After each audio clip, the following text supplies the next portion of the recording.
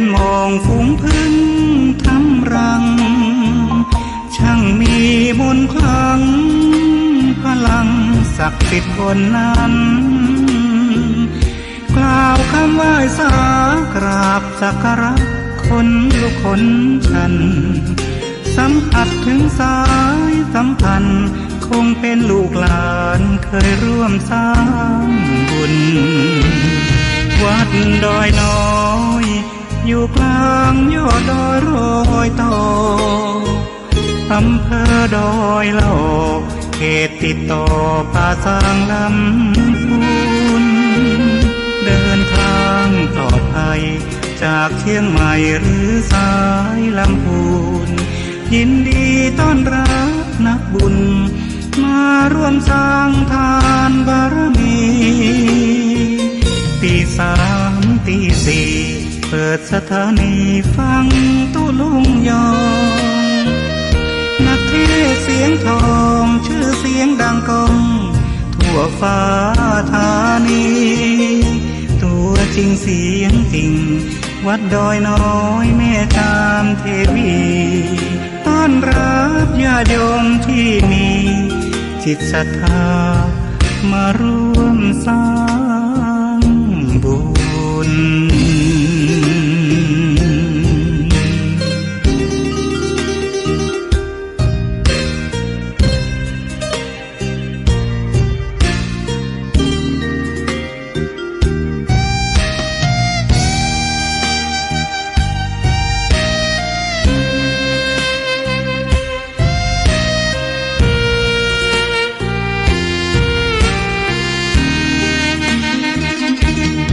วัดดอยน้อยอยู่กลางยอดดอยโรยต่ออำเภอดอยละออเขตติดต่อป่าสางลำพูนเดินทางปลอดภัยจากเชียงใหม่หรือสายลำพูนยินดีต้อนรับนักบุญมาร่วมสร้างทานบารมีตีสามตีสี่เปิดสถานีฟังตุลุงยองนักเทศเสียงทองชื่อเสียงดังก้องทั่วฟ้าธานีตัวจริงเสียงจริงวัดดอยน้อยแม่จามเทวีต้อนรับญาติโยมที่มีจิตศรัทธามาร่วมสร้างบุญ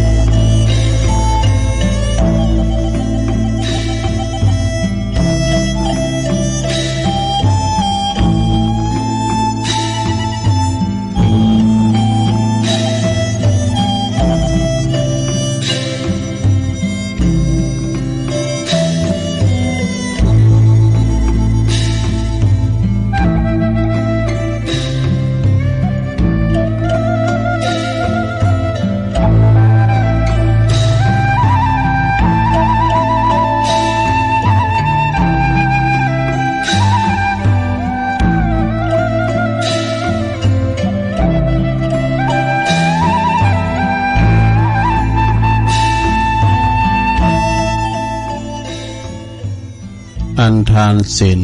ภาวนาอย่าเลยละอุตสาหะสืบสร้างทางสวรรค์นิสัยทรงคงนิพพานมินานคลันกระเสมสันแสนสุขสิ้นทุกภัย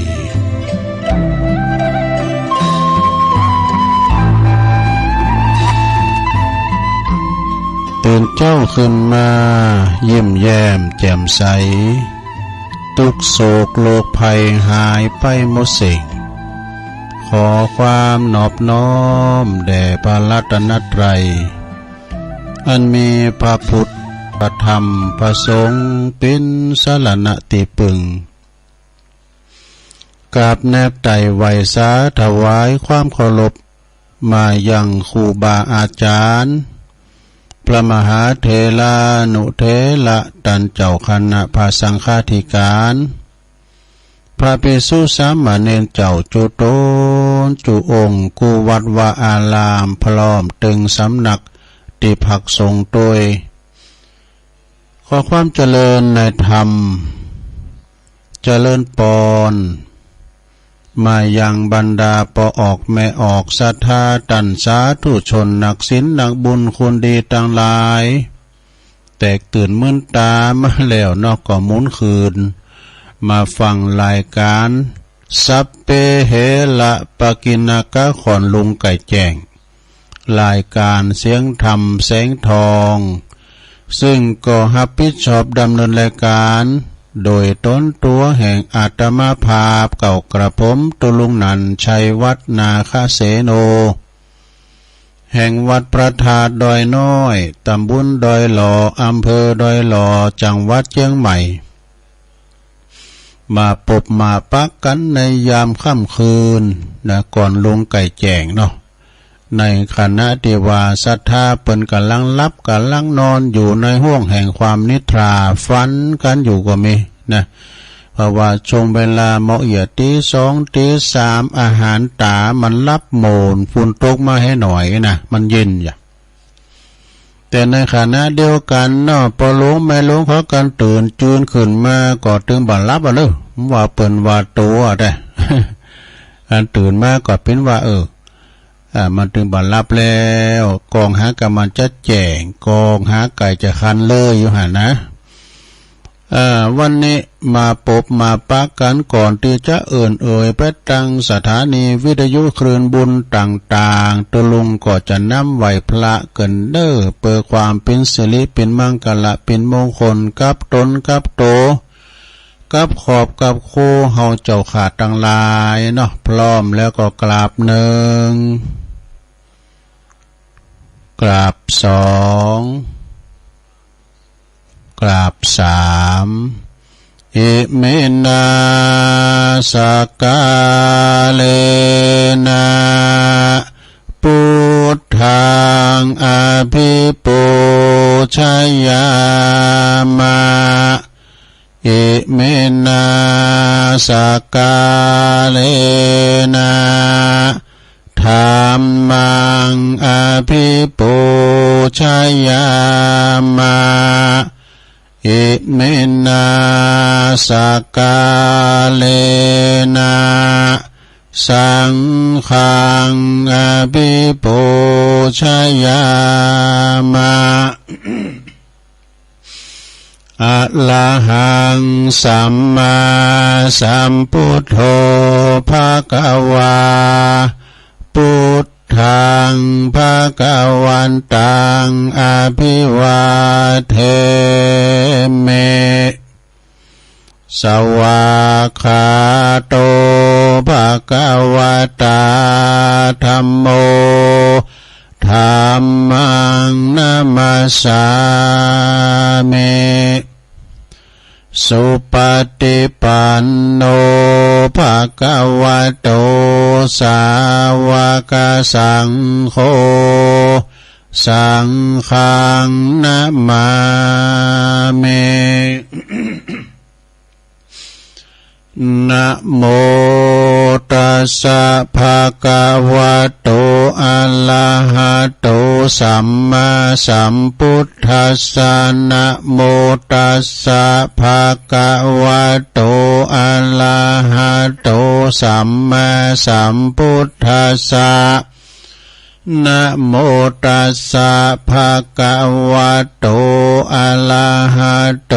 สัมมาสัมพุทธัสสะอิติปิโสภะคะวะอะระหังสัมมาสัมพุทโธวิจาจารณะสัมปันโนสุขโตโลกวิโตอนุตตโลปุริสธรรมสาลาติสัทธาเทวมนุสสานังพุทโธ ภะคะวะติสวากขาโตภะคะวะตาธัมโมสันติติโกอากาลิโกเอหิปัสสิโกโอปันนะยิโกปัจจัตตังเวทิตาโปวินโยเหติสุปฏิปันโนภะคะวะโตสาวกสังโฆ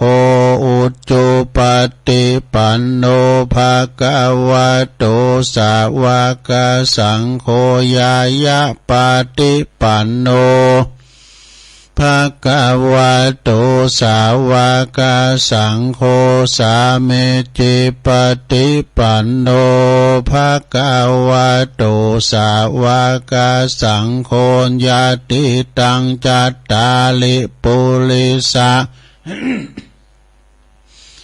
ยุคาเนอัฏฐปุริสะปุคคลาเอสะภะคะวะโตสาวกสังโฆอะหุนายโยปะหุนายโยตักขินายโยอัญจลิกาลนิโยอนุตตลังปุญญเขตังโลกัสสติจะยันโตโปธิยามุเลสักกายานังนันทิวัตโนเอวังตวังวิจัยโยโหหิจัยยสุจัยยมังคะเลอัปปลาจิตตะปันลังเกสิเสปัทวิปุคเลอภิเสเกสัพพพุทธานังอากัปปโตปโมทติสุนักตังสุมังคลังสุปปาตังสุโหติตังสุขันโนสุโมโหโตจะสุยิถังพลัมมาจาลิสุปัทขินังกายกัมมังวาจากัมมังปัทขินังปัทขินังมโนกัมมังปณิทิเตปทักขินาปทักขินานิกัตวันนะละพันตเถปทักขิเนสัพปิติโยวิวัจจันตุสัพพโลกโกวินาศตุมาเตภวัตวันตัลลายโยสุขิติกายุโกภวะตามปิวาตานาสิลิสานิจังมุตตาปัจจายโนจัตตาโลธรรมาวาทันติอายุวันโนสุขังปะลังเอาแล้วน้อศรัทธาญาติโยมทั้งหลายตุลุงก็ปิ้นเก้าปิ้นโหนำสวดมนต์ไปปิ้นตีเรียบร้อยก็ขอคุณปฏิตาไหลลัตนะผ่านแผ่วตั้งพระแก้วเจ้าตั้งสามปากการจงดลบันดาลมาปกป้องคุ้มครองหักษาวัดวาอารามโคงแก้วตั้งสามครูบาอาจารย์พระสงฆ์องค์สามบัณเณรเจ้าประพฤติวัดปฏิบัติธรรมอยู่กับวัดกับวาเมสง่าลาสีได้งอกงามไพบูรณ์ในพระศาสนามาเป็นเนื้อนาบุญศรัทธาได้มาสักการะบูชากราบไหวเนื้อปอหลวงแม่หลวงก็ขอมีสุขภาพพลานามัยสมบูรณ์แข็งแรงเนื้ออยู่ดีกินหวานเนาะอยู่กัมจูปูจาแล้วก็เป็นลมโพลมใสของลูกของหลานไปตุนตลอดยาวจีวังนะตลุงก็ขอเป็นกำลังจิตกำลังใจอีปออีแม่ที่เดินเหินไปไหนมาไหนบ้านใดติดตังติดเต้งก็เอาอันเนี้ยนะลงเนอะเอาวิทยุเป็นกูเป็นกิ้มฟังนำฟังทำไปนะแล้วก็ลูกหลานตานเต่า จะขับรถขับลาออกคุ้มออกโฮก็คือมีสติก่อนสตาร์ทนี่รถมันหลายอย่างบีบินระวังถึงรถเฮาระวังถึงรถเปิ้นไปกัดไปลีไปตีหนึ่งตีใดก็ขอเดินทางแคล้วคลาดปลอดภัยทุกตารางกิโลเมตรของการเดินทางทั้งขาไปและขากลับเด้อเอาละตอนนี้ไปตุลุงก็จะได้เอ่ยไปตังสถานีวิทยุคืนบุญต่างๆเด้อ ก็ขอบคุณสถานีวิทยุในเครือข่ายที่เปิดหับสัญญาณรายการธรรมะภาคภาษายอง ยองละปูนป่าสร้างช่วงเวลาตั้งแต่ตี 3 ถึง 5 โมงดังต่อไปนี้เด้อขอบคุณสถานีวิทยุคลื่นพระพุทธศาสนาการศึกษาและวัฒนธรรมของวัดฝายหินเด้อตำบลสุดเต็บอำเภอเมืองเชียงใหม่ FM 104.50 เมกะเฮิรตซ์โดยเมตตาบารมีธรรมอาจารย์ท่านพระครูสมุวิสุวัฒน์วรกิจโจองค์ขลงในเมืองก็ฟังกันแต่เพลงมาแล้วก็ ฟังกันนะขอบคุณสถานีวิทยุคณะสงฆ์อำเภอฝางตั้งอยู่ที่วัดพระบาทอุดมน้ำบ่อสาวาสำนักวิปัสสนา FM 100.25 เมกะเฮิรตซ์โดยเมตตาบารมีธรรมพระเดชพระคุณหลวงพ่อท่านพระครูสุจิตานุรักษ์ด็อกเตอร์เจ้าคณะอำเภอฝางหลวงพ่อใหญ่เฮาเนอะขอบคุณตุปีจำเริญโชติธรรมโมท่านพระอาจารย์อมรเทพอุปสันโตอุเถินตุปีโจพี่น้องแม่อายชัยประการเมืองฝางก็ฟังกันหลงหลายฟังกันไปเถอะเนอะนะขอบคุณสถานีวิทยุแดนดินถิ่นล้านนาตั้งอยู่ที่บ้านโฮงโงตำบลนำบ่อหลงสันป่าตองเชียงใหม่ FM 103.50 เมกะเฮิรตซ์โดยคุณรุจิตสมบัติเงาคำเด้อขอบคุณสถานีวิทยุคลื่นธรรมะของชุมชนวัดห้วยตองซักตำบลคงเป้าอำเภอจอมทองFM 98.75 เมกะเฮิรตซ์โดยเมตตาบารมีธรรมอาจารย์ท่านพระครูวาปีวรมนิตท่านพระอาจารย์ชวลิตชัยวังโสโซนไต่สายแต่ก็ฟังกันมาแล้วตั้งแต่เพลงมาแล้วนะขอบคุณสถานีวิทยุมนเสียงธรรมอำเภอแม่แจ่มจังหวัดเชียงใหม่วัดบุพาราม FM 106.25 เมกะเฮิรตซ์ได้เมตตาบารมีธรรมหลวงพ่อพระครูมงคลวิสิทธิ์หลวงพ่อใหญ่เฮาเนอร์เจ้าคณะอำเภอแม่แจ่มขอบคุณท่านพระปลัดอุทัยตึง2อุทัยตัวเนอพี่น้องแม่แจ่มก็ฟังกันหนักกันหลายอยู่นะขอบคุณสถานีวิทยุเน็กเดียวเรดิโอ FM 96.75 เมกะเฮิรตซ์ตั้งอยู่ที่บ้านจงตำบลทุ่งกวาวห้างหุ้นส่วนจำกัดอนุสรณ์เรดิโออำเภอเมืองปานจังหวัดลำปางเด้อขอบคุณสถานีวิทยุชุมชนคนเนื้อเขินตั้งอยู่ในบ้านดุงดำอำเภอฮอดจังหวัดเชียงใหม่ FM 90.75 เมกะเฮิรตซ์เด้อขอบคุณสถานีวิทยุเพื่อการศึกษาและพัฒนาอาชีพเรดิโอเน็ตเวิร์ก FM 103.00 เมกะเฮิรตซ์อำเภอเมืองจังหวัดลำปางโดยคุณอนุพงษ์ตาจีนะขอบคุณสถานีวิทยุเรดิโอเน็ตเวิร์ก FM 99.50 เมกะเฮิรตซ์วิทยาลัยเทคโนโลยีเพื่อการจัดการกฟผแม่เมาะลำปางนะแล้วขอบคุณสถานีวิทยุวิทยาลัยสงฆ์นครลำปางนะวัดบุญญาวาสวิหารโดยเมตตาบารมีธรรมอาจารย์ท่านพระมหานพดลสุวรรณเมธีท่านท่านดร.จิรศักดิ์ปันลำเนาะขอบคุณเจ้าหน้าที่ตัวเนอที่เปิ้นก็เกี่ยวสัญญาณพี่น้องลำปางฟังกันหลายแล้วก็สีคำเรดิโอนาเหลืองนอกอำเภอนาน้อยจังหวัดน่านด้วยเนาะในสีคำเรดิโอนึง FM 92.50 เมกะเฮิรตซ์นะ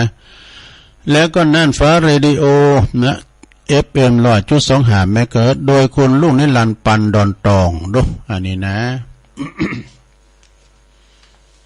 ที่กล่าวมานี่ก็เป็นสถานีคืนบุญต่างๆเนื้อลงเนื้อที่เปิ้นก็เกี่ยวก้องสัญญาณเอารายการธรรมะภาคภาษายองเนี่ยนะไปถึงบ้านถึงจองฟังกันตามอัธยาศัยก้อนมีเปิ้นก็เ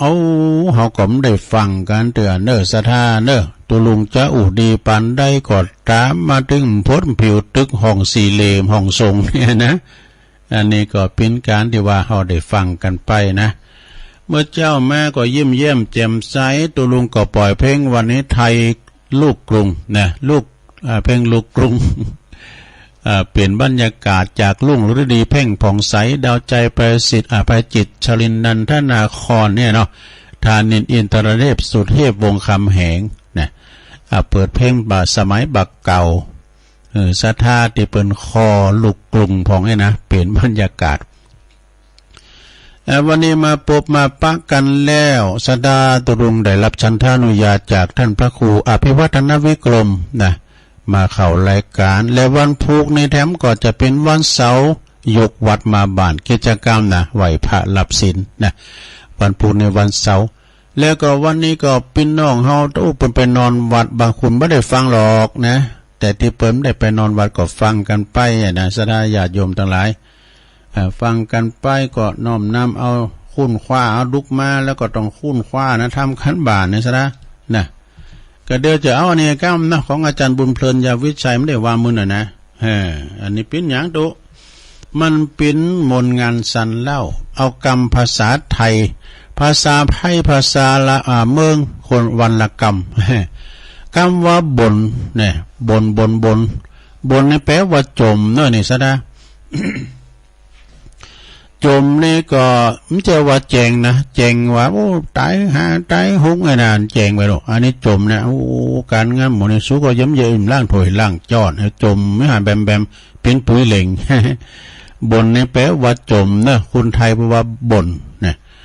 เลี้ยวก่อนลุ่มนี่แปลว่าตาวนะหนูอย่าแล่นะแม่อุ้ยพานนะเดี๋ยวเต้า อู่ไทยมันจางเนาะเป็นบลืมจะเกิมไหมนะตาวนี่เป็นภาษาเมืองภาษาย่องเขาอย่างว่าล้มละลายนี่นะถ้าว่าแปลเป็นภาษาย่องลุ่มนี่แปลว่าตาวละลายแปลว่าในตาวในแปลว่าล้มละลายนี่ภาษาย่องวันละคำสมัยนี้อันนี้เง่านะเง่า เง่านี่แปลว่าไม่ฉลาด มันตรงกันข้ามเลยว่าก็แล้วก็เป็นว่าอย่างนี้เป็นว่าอันนี้อย่างนี้หาดดิหาดแปลว่าเหลือว่าหาดแปลว่าเลย แล้วก็ฟังเตอจะไปฟังเตอนะมาไปฟังเตอฝ่าแปลว่าฟังอันเดียวกันนะแต่ว่าแปลว่าไม่ต้องรีบร้อนนะฟังเตอ ไม่ต้องรีบ รถถีบนี่รถถีบก็แปลว่าจักรยานคนจนนี่รถถีบนี่ดีหลายอย่างเนี่ยตุลุงมันนั่งอยู่ที่วัดเนี่ยซัมเตอร์ก็กวาดวัดกวาดว่าเนี่ยปีอ้ายใต้โหเขาจะเดินมาเป็นคณะนะปั่นรถถีบขึ้นมาบนดอยเวนะซะนะมาแล้วจะมาได้ในประเทศแต่งไม่อยู่มาปัดมากวาดเนี่ยชมรมประเมนะนักปั่นน่องเหล็กเนี่ยนักปั่นจักรยานเนี่ยนะรถถีบเปิ้นในน้ำจะรถถีบธรรมดาเนาะซะท่าเนาะเปิ้นปั่นขึ้นดอยนี่ต้องเอาสมานเอาตีนแตะปื้นน่ะเปิ้นไม่เกว่านะโกกามันจะมาก 2-300 นี่เนาะเป็นปั่นขึ้นนะเป็นหมื่นก็มีน่ะซะท่านี่เปิ้นมีชมรมของเปิ้นน่ะเปิ้นปั่นจักรยานส่งเสริมการออกกำลังกายจักรยานนี่นะรถถีบเนี่ยโอ้แต่ก่อนนี่เป็นละอ่อนนี่การเปิ้นเอารถถีบมาจอดเนี่ยปวดหันรถนี่เหมือนหันปอนหน้าปอนน่ะแม่บ้านั่นเปิ้นเดินเนี่ยเอาแต่งกองโทรให้มันจะถีบนะโทรไปโทรมา ก็เดี๋ยวใหญ่มาเท่าหน่อยก็รถมารถปูมันมีแฮวกลางโน่สมาร์ทอาร์ตินขอสอดแล้วก็แอลกดไป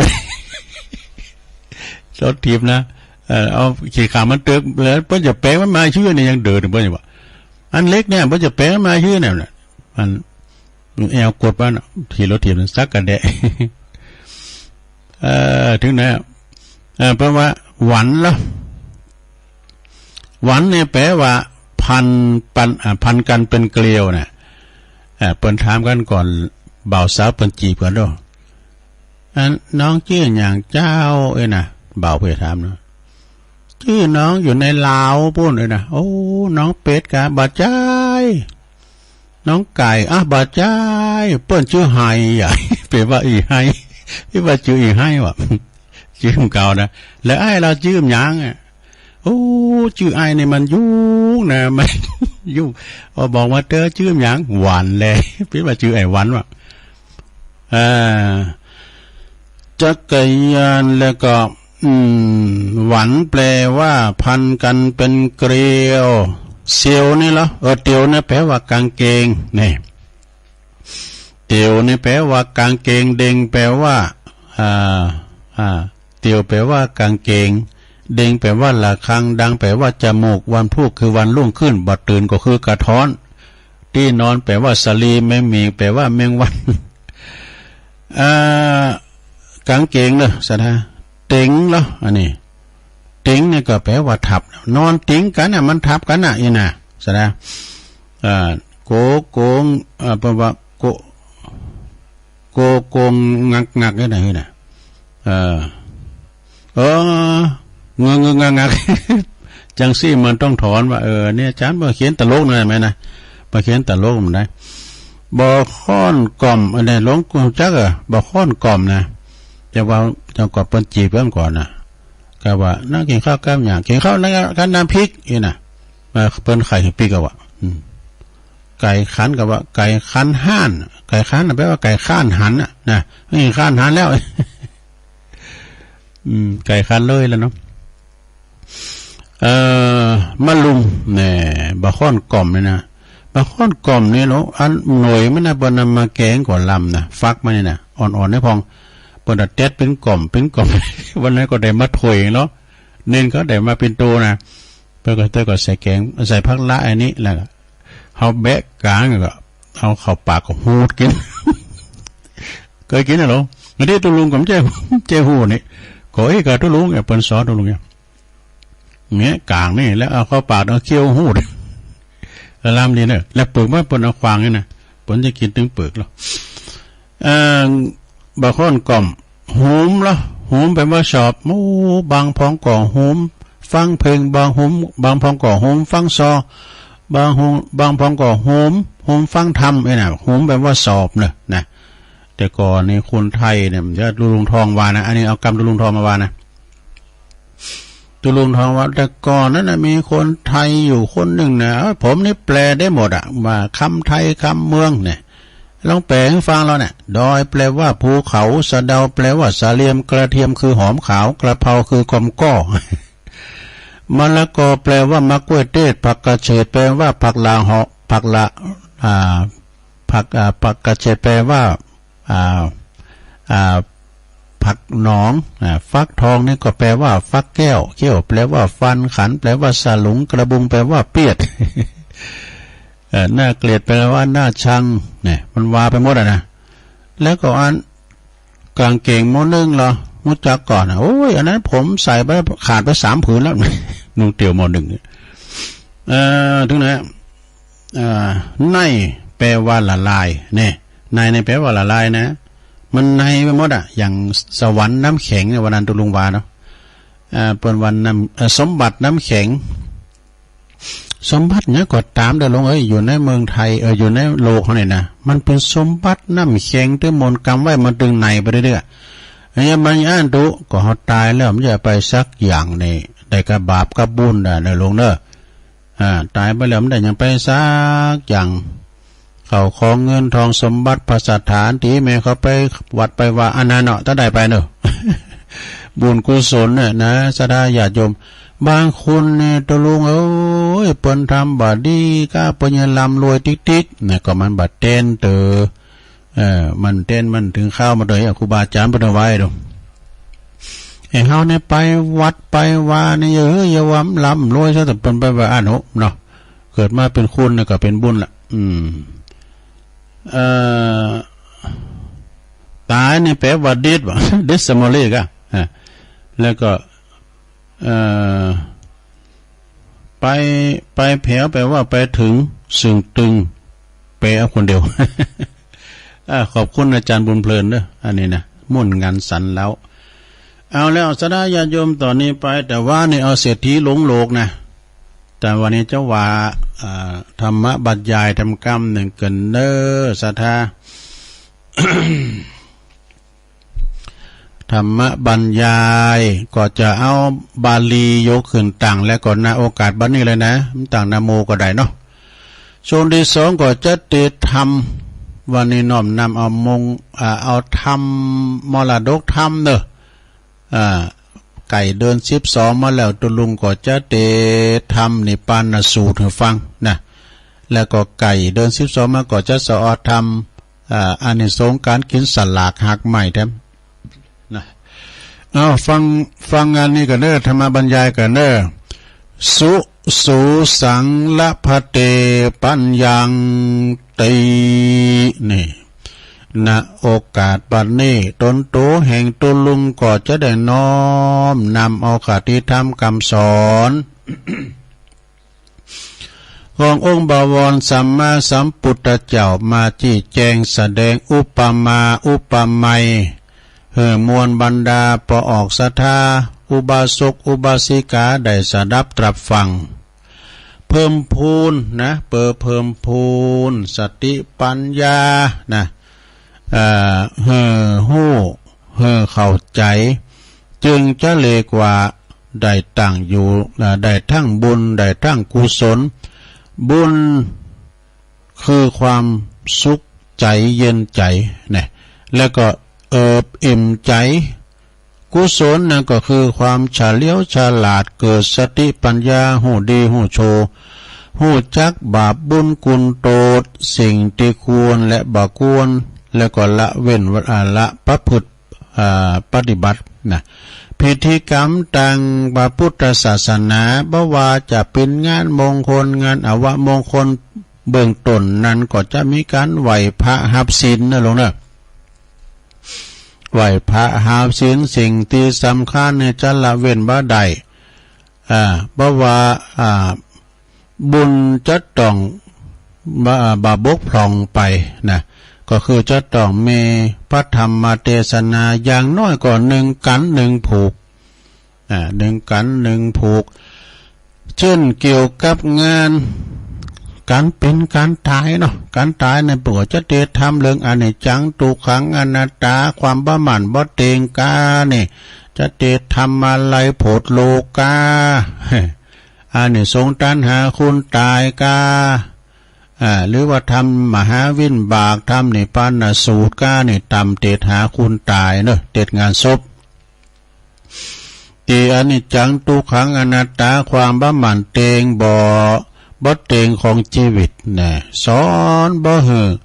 อยู่ในความประมาทขาดสติหมั่นรักษาศีลกินต้านไปอย่างอี้เป็นต้นนี่สถานะแล้วก็ตั้งแต่เป็นที่น่าสังเกตกันโดยโตไปชาวพุทธเฮามักจะบ่ใครตั้งใจตั้งสติสดับรับฟังเท่าใดนักนี่เพราะว่าจะคุณนั้นหู้นักจะหู้หน่อยมีสติพยาปัญญาระดับไหนก็ตามส่วนมากฟังปอเป็นพิธีออกหูซ้ายนะเข้าหูซ้ายออกหูขวาอีนะสมาธิจิตใจนี่บัดตั้งมั่นบ่มีบ่มีเพราะว่าบ่มีทั้งจิตตะและก็วิมังสาบ่มีใจจดจ่อและก็ไตรตรองเลยภาษาธรรมะเปิ้นเรียกว่าโสตสุญโญนี่โสตสุญโญคือมีหูเสียเปล่าไล่ประโยชน์ด้วยว่าบ่สอบฟังสิ่งที่ดีที่เป็นสาระเป็นสิริมงคลแต่ชอบฟังแต่สิ่งที่ไร้สาระอัปมงคลหูหรือว่าโสตทวารนี่นะโสตทวารซึ่งเป็นอวัยวะส่วนหนึ่งที่สำคัญเนอะเป็นอินทรีย์เป็นใหญ่ในร่างกายของคุณเฮามี2 ลำโพงซ้ายขวานะลูกธรรมชาติสร้างมาเปิดได้รับฟังนะหูนี่ปนเอาไว้ฟังนะแต่ใบหูนี่ก็แตกต่างกันเนอะบางคนก็หูบ้างบางคนก็หูเหล็กบางคนก็หูบ้างพองหูอย่างบางเบลพองนะบางคนก็หูยาวบางคนก็หูเส้น ตามบุคลิกลักษณะของไผของมันบางคนก็หู หล่อบางคู่ก็หูตบ มีไปสปะนะเราเนาะเป็นไปตามธรรมชาติเนาะตามกรรมทำนายลักษณะของผู้เชี่ยวชาญเพิ่นว่าคือผู้เชี่ยวชาญว่าคือใบหูนี่ก็กล่าวว่าถ้าว่าบุคคลใดที่มีหูยาวๆนะเพิ่นว่าเป็นคนที่มีบุญว่าอายุยืนแต่แท้มันก็เด้อมีอายุมันยืนยาวจะเท็จจริงอย่างใดเนี่ยก็ขอท่านผู้ฟังลองสังเกตเอาเองนะแต่คงจะเป็นความจริงอยู่บ่น้อยนะเพราะว่าตันเปรียบเทียบไว้ว่าคุณที่หูยาวๆเนี่ยนะเปิ้นว่าเป็นคุณหูนักว่ะนี่เป็นคุณหูนักเป็นคุณแต่บ่หูเบาอ่ะบ่เจอคุณง่ายๆแล้วเนอะเวลาเปิ้นโทรมานะโยมคำใช่ไหมเดี๋ยวนี้พัสดุของคุณนะอยู่ที่นี่นะให้มาเอานะเนี่ยมันมีของเนี่ยมีของสำคัญเนี่ยในแก่งคอแท็กเตอร์นะรถนะไปว่าเจอเนอะแก่งคอแท็กเตอร์นะบนอ่ะแล้วก็หลงเจอว่าไปหลงเจอไผง่ายๆต้องพิจารณาโดยเหตุโดยผลก่อนนะมีความคิดนักแน่นหูไม่ไหวสำหรับฟังถ้าว่าประสาทหูดี ถ้าหูโหนกก็บ่สามารถที่จะรับฟังแล้วก็บ่ได้ยินด้วยนะหูได้รับหูรับฟังเสียงได้ทุกอย่างทั้งดีทั้งชั่วทั้งมีประโยชน์และบ่มีประโยชน์เนอะถ้าฟังสิ่งที่มีคุณถ้าฟังสิ่งที่บ่ดีก็หืดโตดนะถ้าว่าฟังสิ่งที่ดีก็มีคุณถ้าฟังสิ่งที่บ่ดีก็มีโทษเช่นสาธุชนได้มาฟังเทศน์เนี่ยนะหลวง เรามาฟังธรรมเนี่ย ฟังพระน้อยเทศธรรมก็ดี เสียงหอนเสียงวอนเปิ้นวอนเสียงดูเนาะละอ่อนนี่มันใจเสียงหนักนะแต่เปิ้นฟังเทศเปิ้นเอากราบนะโอ้ยฟังเสียงคุณมันเสียงหิ่งมาไม่ดูเสียงบดตู้มันโมนนะซะนะเอาฟังเอาเสียงเปิ้นเสียงเปิ้นเอากราบเนี่ยโธ่วอนเสียงเนี่ยนะบุมันโมนดูรับไปบ่อยๆที่วัดหรือว่าแห่งใดแห่งหนึ่งก็ตามเนี่ยการฟังในลักษณะแบบนี้ต้องพิเศษกว่าฟังอื่นๆนะเรื่องอื่นๆนะฟังอื่นๆนะก็เช่น เอาได้ยินเปิ้นกันสนทนาสนเสเฮฮาร้องลำทำเพลงก็เพียงได้ยินได้ฟังก็เฉยๆนะบ่ต้องมาเก็บมาคิดหยังอ่ะได้ยินเข้าหูแล้วก็ผ่านไปนะการฟังเทศน์เนี่ยโอ้ยมันการเข้าอบรมฟังการบรรยายก็ดีมีลักษณะพิเศษการฟังเนี่ยนะในตีนี่ก็ต้องมีสมาธิสูงนะคำประว่าคำพูด คำอู้ แต่ละกรรมเนี่ยเราจะต้องซึมซับเข้าไปสู่สมองของความคิดคือตัวของเราเองนะทำให้เจ้าของหูต้องคิดพินิจไตร่ตรอง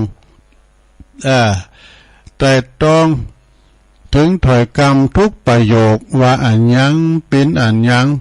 เพราะเป็นคำสอนของนักบัณฑิตนักปราชญ์ก็คือผู้ฮู้เนี่ยคือผู้ฮู้ฟังจ้อยฟังซอฟังเพลงก็เพื่อความบันเทิงชั่วขณะก็ผ่านไปบ่จีรังอย่างยืนแต่การฟังธรรมะเนี่ยมีประโยชน์นะกว่า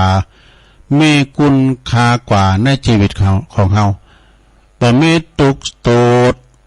โดยประการได้เลยนำธรรมะคำสอนเนี่ย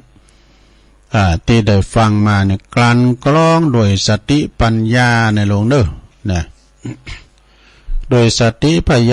ญานำมาปรับปรุงแก้ไขความบกพร่องของตัวเองให้ดีขึ้นปรับตัวกับใจตั้งอยู่ในศีลในคุณในธรรมในคุณงามความดีนะ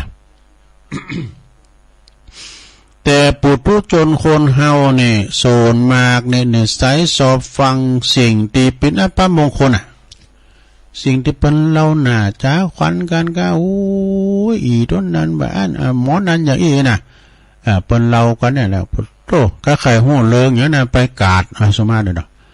ไปล้านเหล่าตองนะมันหู้หมดนักปราชญ์ไม่นักหรอกเรื่องที่บอดีนะของคนอื่นเนี่ยสอบเก็บมาวิพากษ์วิจารณ์กันเนอะสอบฟังกรรมติสินนินทานะว่าให้ป่ายสีของคนอื่นแล้วก็สอบจดจำได้ดีตัวนะเหมือนว่าถังขยะเนอะนี่สอบเก็บของเนาของเมนไว้ฟังธรรมะคำสอนแค่15 นาที25 นาทีปุดโตห่อนแอวอยู่วาบเจ็บแอวก็บ่นมาแล้วจะเอาบุญกุศลได้ที่ไหนหรือจะหยุดกรรมที่ว่าตัวลุงฟังธรรมก็ฟังกรรมธรรมก็กินพริกดำกับเขาฟังกรรมคือเรากินลาบกินยืนถึงวันนั่นก็ไปอย่างนั้นเนอะขนาดว่าศรัทธาญาติโยมทั้งหลายสัตตลิสารนี่นะหรือว่าข้างข้าวนี่นะข้าวจ้อยกับข้าวจ้อยบันเฮาเบิ่งเก่ามีสติเตือนใจว่าเปิ้นโจรไปวัดก็บนก็เบนหลังต่ำเนี่ยเปิ้นโจรไปวัดก็เบนหลังต่ำเปิ้นโจรไปฟังธรรมก็ซ้ำนี้นะนี่บ่ฟังคำสอนศีล5ศีล8ศีล5สังฆครูบาเก่าจี้นี่นำทำคำสอนก็ลบหลีกลี่บ่จำถี่ถอยฟังกรรมพองก็เป็นน้อยพองก็เป็นนาน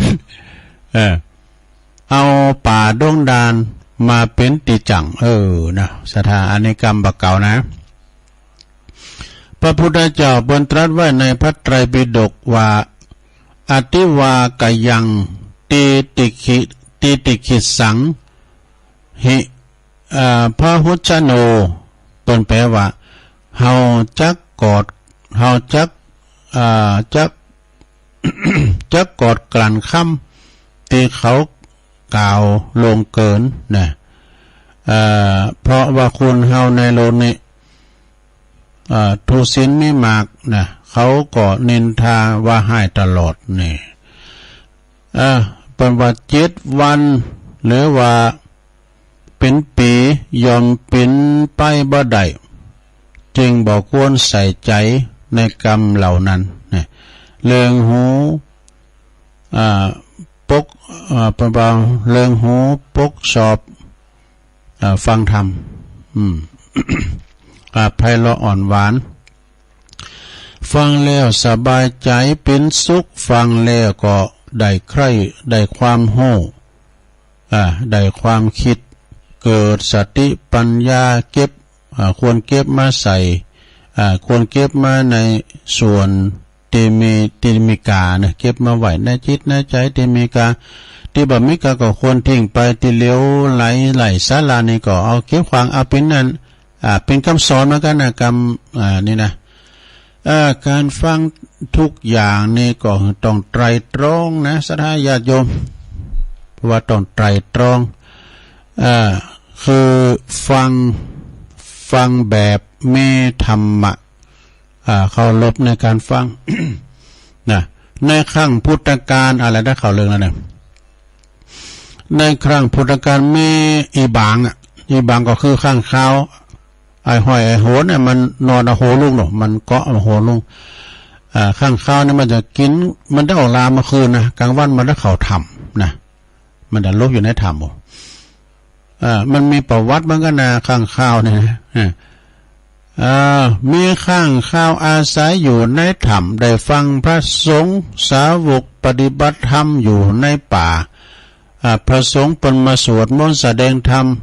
โดยเสียงอันไพเราะจับใจก็อิ่มเอิบนะปีติในเสียงธรรมนั้นแม้จะเป็นสัตตลิสารยังตั้งใจฟังว่านะ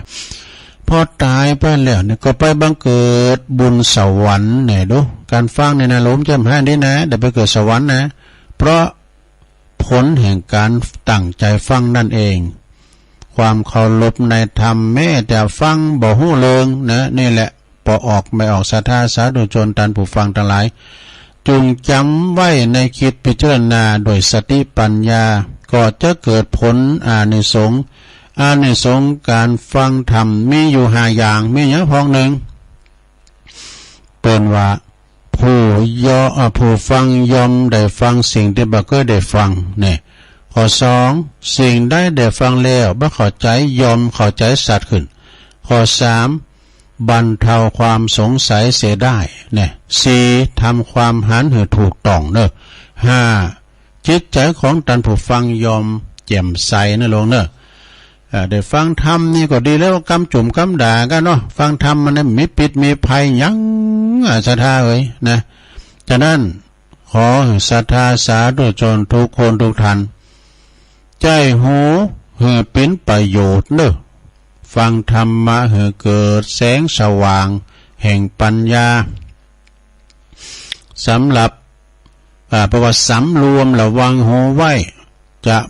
บะได้เกิดมาหูหลึงหูหนกนะขอสาธุชนทั้งหลายมีหูตาสว่างสวัยคิดสิ่งหนึ่งประสงค์สิ่งใดจงสมปรารถนาอายุมันยืนยาวเน้อตุลุงได้แสดงพระธรรมเทศนามาก็หันว่าพอสมควรแก่กาลเวลาก็จะขอสมมุติหยุดที่ลงปรุงไว้เพียงเท่านี้เอวังก็มีด้วยประกาศนีสาธุสาธุสาธุจบลงไปลงเอ้ย ข้างข้าวฟังธรรมเนอะศรัทธาเนาะนะจบลงไปฉะนั้นก็ศรัทธาจะยงก็ฟังกันไปแล้วแล้วก็กระเดียวก็จะเตะทำแล้วอยู่นะทำอย่างตุทำอะไรโหลดทำมันนิพพานสูตรนะทำนิพพานสูตรไก่เดือน12มาละนะ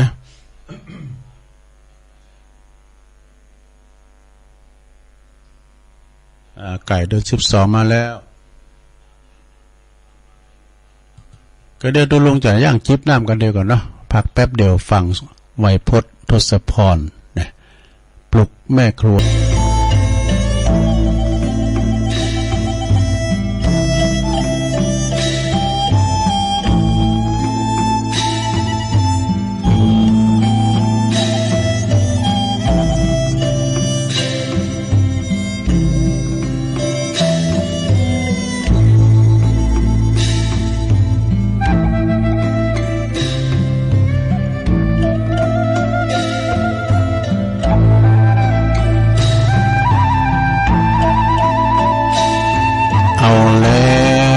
ศรัทธาญาติโยมทั้งหลาย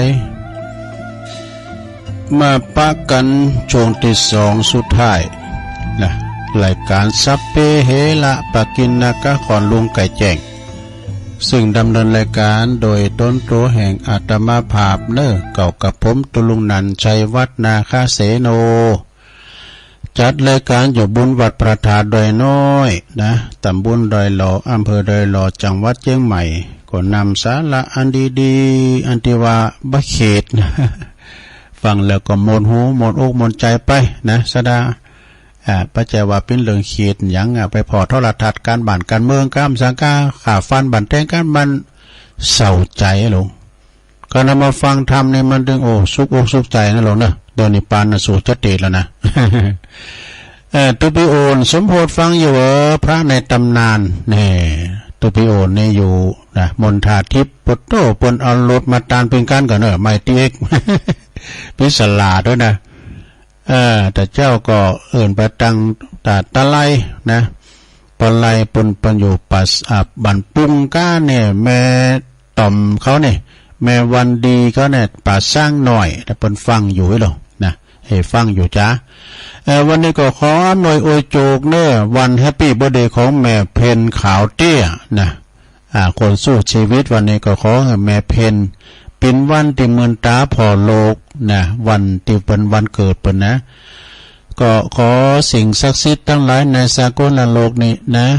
อันมีพระสยามเทวาธิราชเจ้าสิ่งศักดิ์สิทธิ์ทั้งหลายคุณพระพุทธพระธรรมพระสงฆ์ปกป้องคุ้มครองรักษาเนอะครอบครัวของแม่เพ็ญขาวเตี้ยมีสุขภาพพลานามัยสมบูรณ์แข็งแรงเนอะหน้าแดงแสงเหอนะจงที่สองนี่สดาญาติโยมทั้งหลายตัวลุงก็จะน้อมนำอนิมาวาทำกรรมหนึ่งเกินเนอนะก็เป็นกรรมอย่างนี่ของอันนี้ของแก่เก่านะแก่เก่าคือไผนะแก่เก่านี่เป็นมาแล้วจะเจ้าเล็บไว้นะแก่เก่าก็ปลงสุเมธอินตะแก้วขอถามเหมือนกันเนอะเป็นสูงมากก็คือว่าอันนี้ก็หมอเหมือนกันนะหมออุ่นฟังนะเป็นเขียนมาเป็นอีนะกัลยาณมิตรทุกท่านเจียดเวลาฟังขอคิดขอความในสักนิดเด้อเปิดขอคิดดีๆสำหรับตัวเฮาเองนะบ่ว่าไผก็ดีบ่ว่าไผดีไผเลวในประวัตินะแค่เปรียบเทียบฟังเข้าใจง่ายๆยิ่งขึ้นเพิ่นเปรียบไว้ว่าอันนี้ในเพจกันเนอะเป็นว่านะเพราะว่าหมอกับโจรนี่ฟังไว้ในหมอเนอะหมอกับโจรเหมือนกันตรงปล้นเงินในตรงเคยว่าอะไรกันเนาะโจรในส่วนมากจะออกมาปล้นตอนกลางคืนนี่โจรนะสำหรับหมอในสามารถปล้นเงินเราได้ทุกวันเวลาแต่กันเนาะพวกกับหมอนะทำแล้วกันเฮายอมเอาเงินหือโจรเพราะต้องการรักษาซึ่งไว้ซึ่งชีวิตเนี่ยแต่ว่าเฮาต้องรักษาชีวิตเลยต้องยอมเอาเงินหือหมอเนาะโจรนั้นปล้นเอาเงินติดตัวเฮาไปเท่านั้นแต่หมอเนี่ยสามารถปล้นเอาเงินที่คุณเก็บมาทั้งชีวิตจนกว่าคุณจะตายดูโจรเพียงแค่บังคับให้คุณควักเงินมาต่ออ่านเนี่ยแต่หมอเนี่ยสามารถบังคับให้คุณมันมีกับใบยืมมากนะชีวิตนะทำได้รักษาเนี่ยนะอยู่ไม่ได้นะ ก็จะเป็นแต่ไปยืมมาได้รักษาชีวิตไว้ก่อนนี่นะเจอโจรปล้นเงินอาจจะหมดตัวนี่แต่ถ้าเจอหมอปล้นเงินอาจล้มละลายนี่เงินอาจล้มละลายนะจะได้ตาวในละโจรเมื่อปล้นเอาเงินเข้าไปแล้วมักจะลบหนีไปเลยเนี่ยแต่หมอเนี่ยเมื่อปล้นเอาเงินเข้าไปหมดแล้วมักจะไล่เฮาออกจากลอพอหรือว่าคลินิก ไม่เงินก็ไปเนี่ยนะวันนี้หากเฮาบ่สนใจเรื่องสุขภาพนะถ้าหากว่าเฮาเนี่ยบ่สนใจเรื่องดูสุขภาพของเฮาให้แข็งแรงดีๆนะจะต้องเลี้ยงหมอนะ3 วันดี4 วันเมยนะเอาไปหมอหยังคลินิกหมอนั่นน่ะเสียงไปได้700นี่ไปจิโดวันนี้นะแล้วก็อันนี้ที่เปิ้นออกมานี่นะคือนายแพทย์วัชราทรัพย์สุวรรณนี่วิทยาทานเนอะนี่นะเปิ้นว่านะแล้วก็เปิ้นว่ามีเงินเหมือนเงินล้านก็ซื้อเวลากลับคืนมาไม่ได้แต่กันเนาะ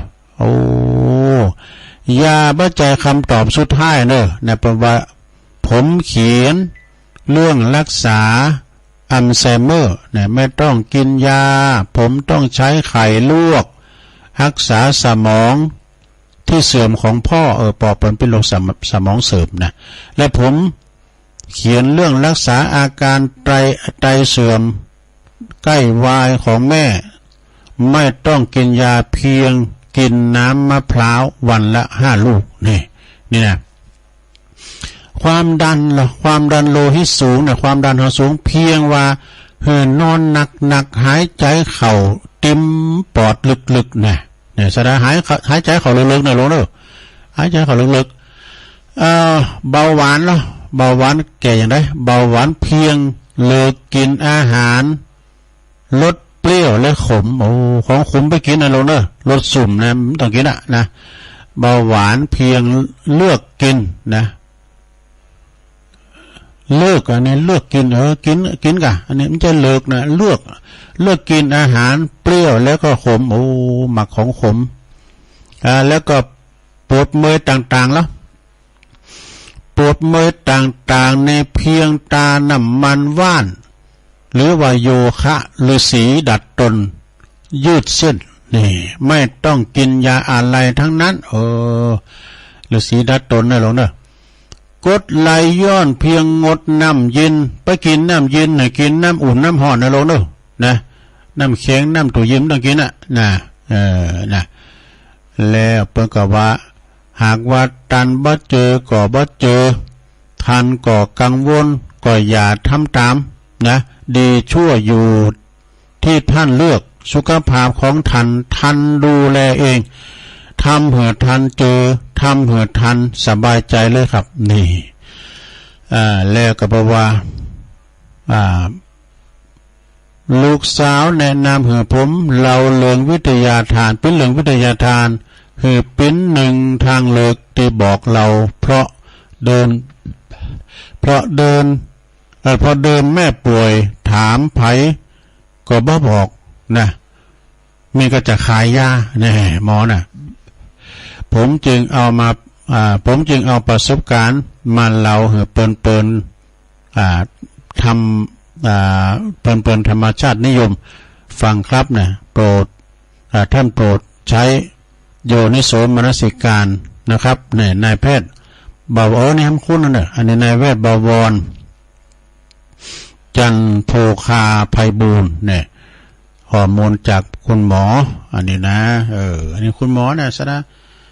ขอบคุณบรมสมเด็จแก่เก่าเนอะอินตะแก้วส่งมาเข้าประกวดเนอะเราพอดีกะ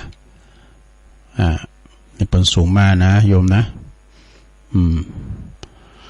แฮมอย่างนึงในหลวงเนอะเป็นว่าความสำเร็จของผู้สูงอายุอย่างเฮานี่นะมีอยู่7อย่างมีอย่างหนึ่งขับรถได้นี่2อายุ65ปีนี่บ่มีลูกในใจได้แล้ว3อายุ70ปีบ่เป็นภาระผู้ใดเนาะมันเป็นภรรยาลูกหลานนะแล้วก็4อายุ75ปียังสังสรรค์กับเปิ้นเก่าๆได้ดูข้อที่5 81ปียังโหดต่างกับบ้านได้นี่ข้อที่6อายุ86ปีสมนะบาโยลาดกางเกงนะบาโยสเตียวแล้วนะเนาะขอดีเจสุดท้าย90ปีบัดต้องใจไม่เท่าปุดตู้อันนี้สุดยอดบ่กวยเต็ดนะเพราะว่าขอให้โชคดีอยู่ถึง100ปีเน้ออันนี้ก็โปรลงสมเด็จแก่เก่าเหมือนกันนะส่งเข้าประกวดนะเอาล่ะสนายาโยมตะแล้วต่อไปตะเลติธรรมกันเด้อน้อมนำมาวันนี้ทำนิพพานสูตรเนอฉบับยอนะบัจจยามกาดมอกพอให้พอดีก็เดี๋ยวก็จะมาประกาศข่าวสารงานบุญตักตังลายเปิดสายการปิ้นลำดับต่อไปฟังเตกันเนอพระจานพระนานอ้ายแพ่ปวงมาลาธนาธรรมกรรมนิพพานนังเยนนากาลังลัมมังเยนนากาสายยังบันเดโตตังโนมากังอุติสิตุงธรรมมุตตมังปัจจังอาราธานังกาโลมานะโมตัสสะภะคะวะโตอะระหะโตสัมมาสัมพุทธัสสะเอวัมเมสุตังเอกังสัมมายังภังกวาสาวันติยังวิหารติเจตวันเนอนันตาเป็นดิงกาสาอัลลาเมอันตังโคสาวัติยังวาสิโนมานุสาสกาตามิโนโหนตุสาธาโวดุลาสาปุริสาตังลาอิตังสุตังอันว่าสูตรอันนี้ชื่อว่านิพพานสูตรอันมหาอนันตเถรเจ้า ได้สาดับรับฟังจากมุขตวดาข้าอุแก้วแห่งตนพันแผ่วซับปัญโยเลี้ยวก็มาสำแดงแก่มหากาสามปาเทนเจ้าเมื่อเขาประสมสู่จุมนุมเมื่อยังสังกายนาธรรมว่านั้นว่าดังนี้พันเตข้าแด่มหากาสามปันเทนเจ้าอันว่าพระปิ่นเก้าโพธิญาณเมื่อยังทรมานอยู่ในป่าเจตวันอารามโปรดบรรณาสัตว์สี่หมู่ในที่อยู่ตำกลางทรงว่าดังนี้สีลังนามากาตาปังสีลังนามาราคิตังเมตตากรุณามุทิตาอุเปขานามากาตาปันติภิกขเวดุลาภิกขุทั้งหลายปุญญังนามาชื่ออันว่าบุญตางอาลายปันดิเตนะอันภูเมพยาหากเปิงกะตามแต่แลสีลังนามาชื่ออันว่าสินเนภูเมพยาเบิงรักษาเฮมันกุงแต่แลอันว่าเมตตากรุณามุทิตาอุเปคาภูเมพยาเปิงจำเลินภาวนาแต่แลภิกขเวดุลาภิกขุทั้งหลายเหตุดังเลือแลมพลานตาถากาตะกล่าวว่าเฮตานรักษาศีลและภาวนาอันจาหิโดยมีแต่แลสัตตานามาชื่ออันว่าสัตว์ต่างหลายในโลกย่อมวิปโยคแผ่พวนสัตว์ทั้งมวลที่มาบังเกิดเอากำเนิดในสงสาร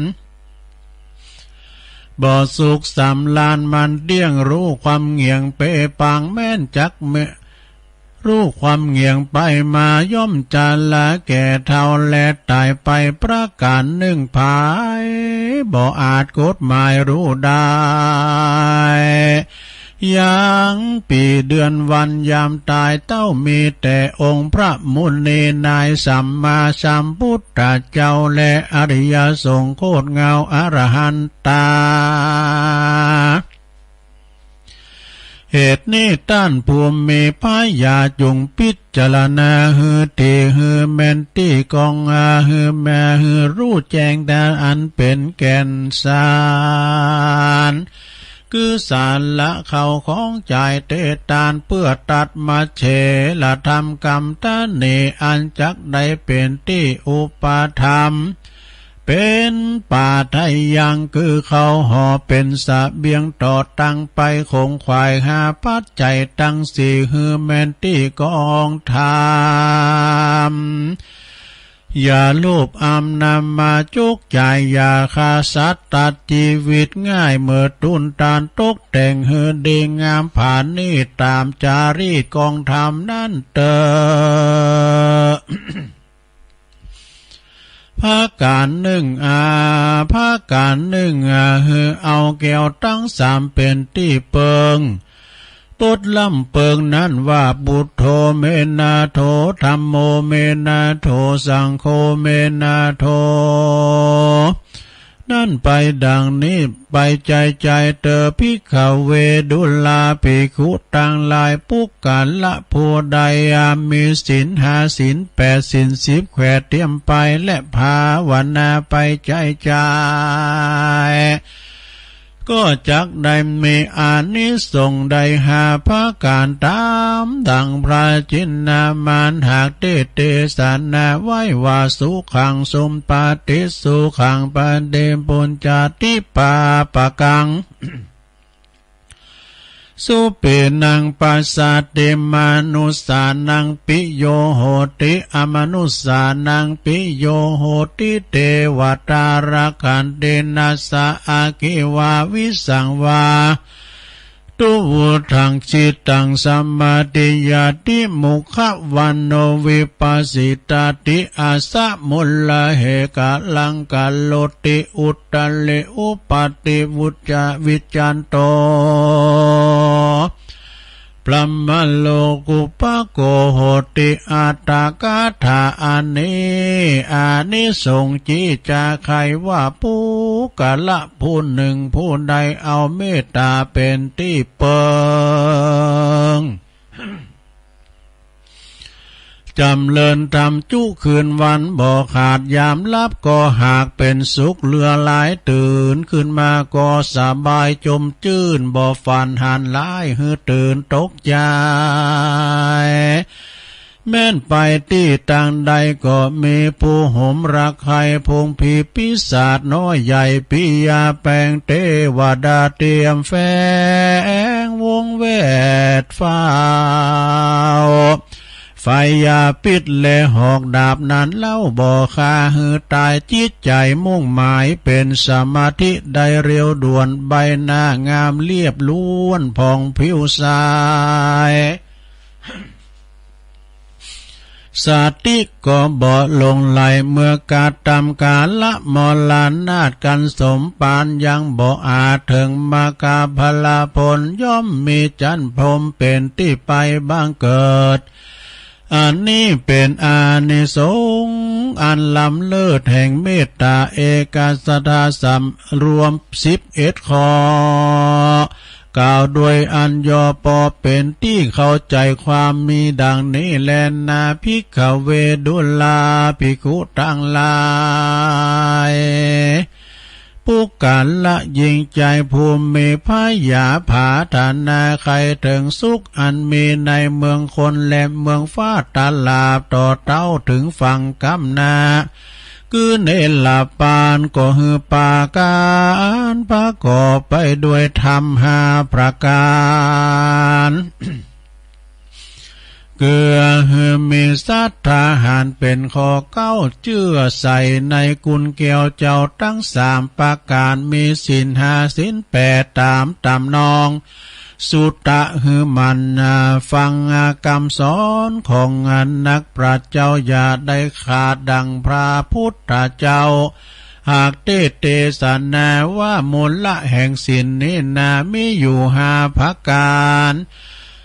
คือเมหิลิความละอายต่อบาปโอตตปะความสะดุ้งสะหยาดเกรงกลัว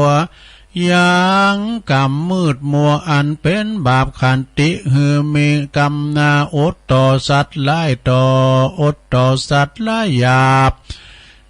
และก็พรุษวาจาอดต่อสัตว์นาที่มาซับตอมไตอันหนึ่งหือมีเมตตาไฟรักปิงแปงกาลุนาหือนาเมใจกาลุนานั่นหือเมใจลักแฝงต่อสัตว์ที่ได้ทรมานลำบากปล่อยสัตว์หือได้พ้นจากทุกขังมุตตุกุณายังสัตว์ต่างหลายน้อยใหญ่หือมีใจไฟปิงแปงจมบาละผู้มีธรรม5 ประการศีลก็จักมีลากฐานตั้งงามมันเตี้ยงบ่บิดเบี่ยงเฟื่อนไหวแม้นว่าผู้ใดจักมาผู้ใดนั่นก็ผู้นั่นก็จักมีศีลอยู่กับตนนั่นแลภิกขเวดุลาภิกขุทั้งหลายผู้กันละผู้บ่หูลักษณะแห่งการตานรักษาศีลและภาวนาหันป้นตานกอดเต้าหวานนับตานไปบ่ขาดล้างเตื้อก็บ่อาจจักใดเถิงสุขแต่ดีลีเป็นดังต้านมหาเศรษฐี2 ผัวเมียมีเข้าของ18 โกฏนับเป็นโจกมั่งมูลเมเต้าเมียเต้าว่าใดกะตำบ่ดีเมื่อยามหนุ่มนางผู้เมียนั่นก็ได้เป็นนางผู้เป็นเมียนั่นก็มีใจขุ่นด้วยลากาตัณหาใดกะตำกะเมสุมิชาจาลากับใจอื่นส่วนผู้เป็นผัวนา ก็มีใจบ่จมจื้นต่างทำใดรูปอำฝอยเงินคำกับผู้อื่นที่กล้าขายกับตนมา อันหนึ่งก็ได้ขาดเมตตาได้ขานกเกี่ยวน้อยเอาเลือดนกน้อยมาผสมกับยาการว่าสองขาดใดมรณาถก็ได้ไปเสวยวิบากกรรมเป็นเปตวิสัยอาสาไหลอยู่ในป่าจาบ่มีเสื้อผ้าโภชนะอาหารอันใดจากนุ่งใบและบริโภคใดเต้ามีแต่ลูกเต้าว่ามีแต่ลูกยิงได้สืบแดนเลือนถึงค่ำลามาเจิญมาลอดสองพ่อแม่ก็ไปอันเป็นเพศก็มาบอกคือลูกหลักทั้งสองอันตนได้ถาลงยังวิบากว่าขอเฮอสองธิดาได้ตานทำอุทิศฝนฝากบุญมาหาพ้องเติมเมื่อนั้นเขาเจ้าทั้งสองพี่น้องก็มาจุกจ่ายเขาของเป็นตานไปใจใจก็ยังว่าบ่ได้รับส่วนบุญตานกุมารีทั้งสองพี่น้องก็ปาการไปไว้ยังพระพุทธเจ้าแล้วก็ถามวิบากกรรมเก่าแห่งพ่อแม่เจ้าทั้งสองที่นั่นพระพุทธเจ้าตนสัพพัญญูรู้แจ้งทาลัทลองเป็นกองแห่งนักปราชญ์ผู้ฆ่าน้อยโอ้ไปใจบ่ได้อันนั้นมันลัทธนาธรรมตรัสร้องอาติตาจาตก็เทศนาขายอย่างวิบากแห่งเศรษฐี แก่กุมารีทั้งสองว่าปาการผู้ไปหาผู้จบทองฉลาดแต้มเขียนเอาอย่างธรรมมาหาธรรมมันนิพพานสูตรนี้ไปเป็นตาลแล้วก็อุทิศบุญสารไปหาพ่อและแม่ก็จักได้พ้นจากทุกข์แผ่อันเป็นเปตวิสัยจะแลนาปุณณทิวเสกันวันลูนมาโลดนางทั้งสองพี่น้องก็ได้ประกอบด้วยอาหารวัตถุปัจจัยไตยทานพร้อมตั้งธรรมเทศนานิพพานสูตรแล้วก็อุทิศบุญไปหาอย่างปิตามารดาอันเป็นเพศก็ลู่ได้พ้นจากเขตอบายได้กับกายไปเกิดที่จันฟ้าเลิศเมืองสวรรค์ก็มีหันและนาเตสนาปาลิโยสาเนสติตากาธรรมเตสนาปะโหโสตปฏิภาลาตินิปูปาปุเนงสุ นายเมื่อแล้วธรรมเทศนานิพพานสู่ดวงพระเสดก็บังเกิดภาละแก่ปริสัตทั้งสี่หมู่ลางพ้องก็ได้ถึงธรรมวิเศษมีพระเพศวโสตาสกิตกะอนาคาอรหันตาตามบุญสมปานแห่งตน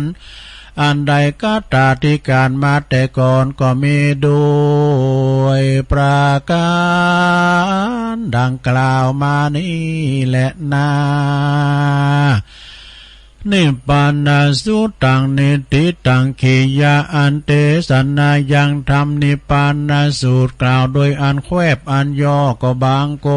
มโสมเรสเดชสาธุสาธุสาธุเอาจบลงไปลงเอ้ยรับปละกาธรรมนิพพานสูตรเน้อเป็นธรรมเก่าธรรมเดิมแต่อันนี้ฉบับยอ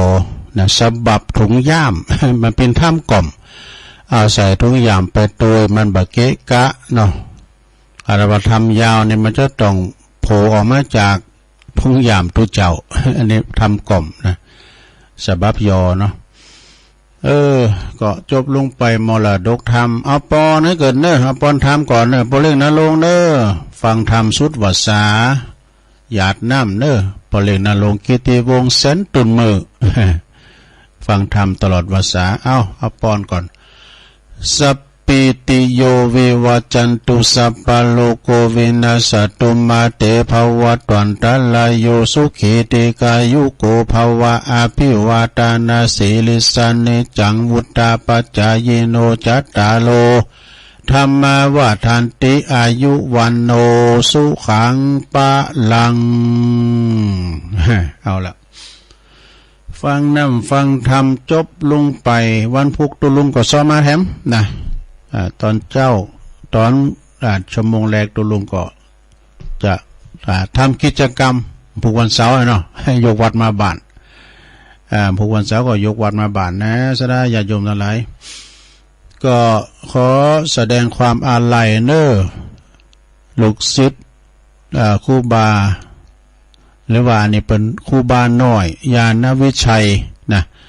เปิ้นได้มรณภาพลงโดยวัยอายุเพียง34 ปีว่ะนะเปิ้นเขียนพินัยกรรมไว้อย่างดีเปิ้นว่าถวายเพลิงในคำวันนั้นเลยญาติญาติโยม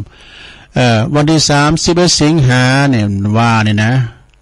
เฟซบุ๊กของคณะศิษย์ครูบาน้อยญาณวิชัยจังหวัดนานบุญเนอะเปิ้นแจ้งว่าน้อมถวายความอาลัยนะครูบาน้อยพระยาณวิชัยภิกขุวัดธรรมเชตวันตำบลสันตะอำเภอนาน้อยจังหวัดน่านเนี่ยเป็นได้ละสังขารอย่างสงบเนอะโดยภาวะหัวใจล้มเหลวเนี่ยศรัทธาญาติโยมเนี่ยหัวใจล้มเหลวเนี่ยนะมันเป็นฝันน่ะนะเป็นลับไปบ่อยๆนะถ้าอีสานแปลว่าไหลนะไหลอันนี้ภาษาแปลว่าภาวะหัวใจล้มเหลวในวันพฤหัสบดีที่31 ตุลาคมนี่นะ2566เวลาเตงกับ49 นาทีณวัดถ้ำเชตวันดูซะนะ ก็ประกอบพิธีถวายพระเพลิงสรีระสังขารตามเจตนารมณ์ในพินัยกรรมประเขียนพินัยกรรมว่านะของครูบาเจ้าวันพฤหัสบดี30 เดือนสิงหาคมนะเวลาประชุมเพลิงเลยวันในวันที่31นั่นนะเวลา 20.9 น.เพิ่นบอกว่าประชุมเพลิงในวันนั้นเลยนะณที่ถ้ำเจตวันจังหวัดน่านนั่นนะสำหรับประวัติของครูบาเจ้าน้อยนั้นหรือว่าครูบาพระญาณวิชัยภิกขุเป็นบรรพชาภิกษุสามเณรในวัดนาแดงเมื่อวันที่25 มีนาคม 2545นี่ก็ได้นะในขณะนั้นเป็นกำลังอายุได้12 ปีว่าลงโดยมีพระครูวิสุทธิ์นันทวิทย์นะครูบาสีมากตะปุญโยเป็นพระอุปชายะเมื่อวัยถึงอายุ20 ปีก็บวชเป็นตุเจ้าเป็นตุเจ้านะครูบาน้อยนี่เป็นลูกศิษย์ของครูบาเจ้าบุญจุมญาณสังวโรที่มีชื่อเสียงโด่งดังในล้านนาเนี่ยครูบาน้อยนี่พ้นปลีกวิเวกตัดขาดจากโลกภายนอกได้หรอกเนอะเข้าไปปฏิบัติธรรมในพุทธสถานถ้ำเชตวันตำบลสันตะอำเภอนาน้อยเพิ่นประกาศตัดทั้งโลกนะคือไปอยู่ในถ้ำ3 ปีดูลงอยู่ในถ้ำ3 ปีนะเข้าไปบำเพ็ญกรรมฐานในถ้ำเมื่อเวลาเมื่อวันที่12 กรกฎาคม2557มาดูและวันที่15 ตุลาคมเนี่ยเปิ้นก็ออกจากถ้ำมานะออกจากถ้ำมาครบระยะเวลาที่กำหนด3 ปีจริงๆนะเช่นเดียวกับครูบาเจ้าบุญจุมที่เปิ้นได้ปฏิบัติมาก่อนนั้นนี่ท่านนะครูบาเจ้าน้อยนี่เปิ้นฉันอาหารเพียงมื้อเดียวเนอะฉันอาหารมังสวิรัติคือฉันเจนะแล้วก็เป็นผู้ดินนำในการศรัทธาก่อสร้างพระธาตุวิหารศาลาโบสถ์หยังศาลาการประเรนวัดพระธาตุศรีสังฆรัตนคีรีตำบลสันทะอำเภอนาน้อยจังหวัดน่านนะจนว่าเป็นที่ยอมรับแล้วก็เคารพนับถือของญาติโยมในจังหวัดน่านเนอะแล้วก็ต่างจังหวัดในซึ่งปัจจุบันมีสรีอายุได้34 ปียังหนุ่มยังน้อยอยู่นะลงเนอะเปิ้นก็ได้ละสังขารไปเปิ้นประชุมเพิ่มขึ้นแล้วล่ะนะเดี๋ยวนี้ก็เลิกกระดูกเลิกกระขีดเตาด่าเนออันนี้ก็ขอน้อมถวาย นะจิตตดวงวิญญาณของครูบาเจ้าครูบาน้อยนะโดยความเคารพในความศรัทธาและก็โดยความอาลัยยิ่งนะน้อมขอน้อมส่งครูบาเจ้าสู่พระนิพพานเถิดเด้อนะก็คือครูบาน้อยนี่สดาญาโยมเมื่อก่อนมาเป็นสามเณรนี่เปิ้นก็ไปสั่งวัดสั่งวาตุลุงก็เคยไปเป็นโยกยอดชัดนะไปตัวหลวงพ่อท่านพระครูสาธุกิจจานันท์นี่ก็พร้อมกับศาลาชัดก็คือศาลาทั้งน้อยๆเนี่ยเปิ้นไปแปลงชัดที่บุญเจดีย์เตี้ยวขึ้นไปในพระยาปีไม่สร้างเป็นนั่นอยู่ในบุญดอยนะโอ้ตุลุงขึ้นไปตอนนั้นยังจำได้ว่าพระครูคำผายเมืองน่านนะไปหันพระครูคำผายท่านเป็นซอลองนานหั่นนะซอลองนานเตียนที่วัดหันที่เพิ่นโยกยอดชัดซะนะที่เมืองนานปุ่นเน้อเนี่ยสดาญาโยมเน้อการเตดน้ำเตดธรรมในครั้งนี้ก็ขอยกบุญกุศลกับครูบาเจ้าตัวเน้อนะอันเนี้ยเนาะศรัทธาคุณเฮามนุษย์เพิ่นก็ยังเขียนพินัยกรรมไว้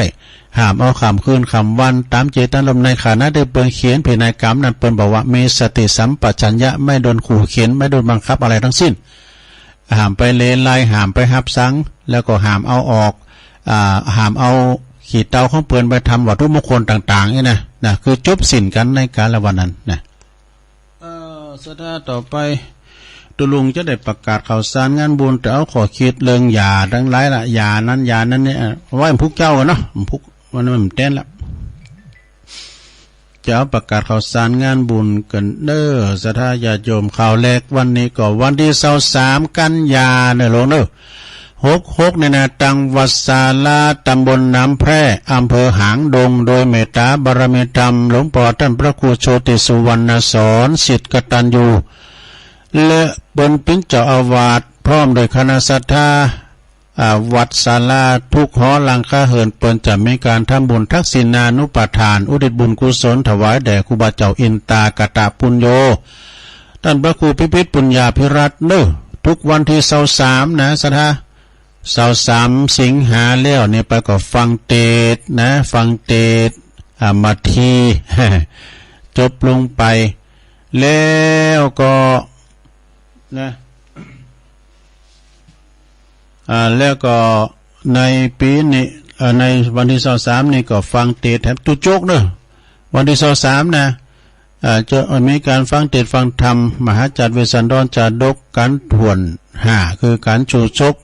แสดงธรรมเทศโดยท่านพระอาจารย์ดันไนนันทธรรมิโกจากอำเภอดอยสะเก็ดนะเทศตุโจกเด้อสำหรับจากกันเตศนะจากภาพกันเตศก็ได้รับความอนุเคราะห์จากคุณโยมนิทรา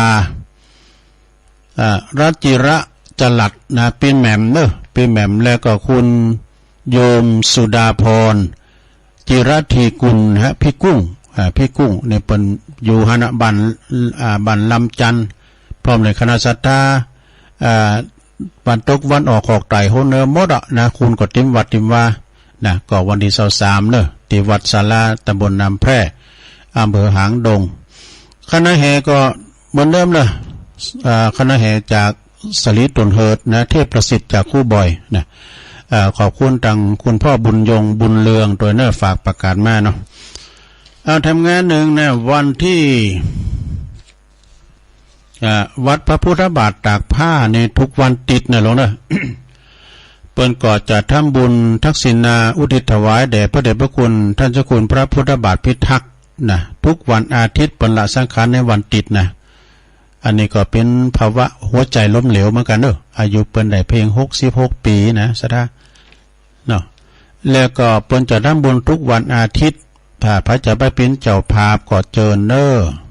ไปเป็นเจ้าภาพกันเทศกันทำทุกวันอาทิตย์จองกันได้นะ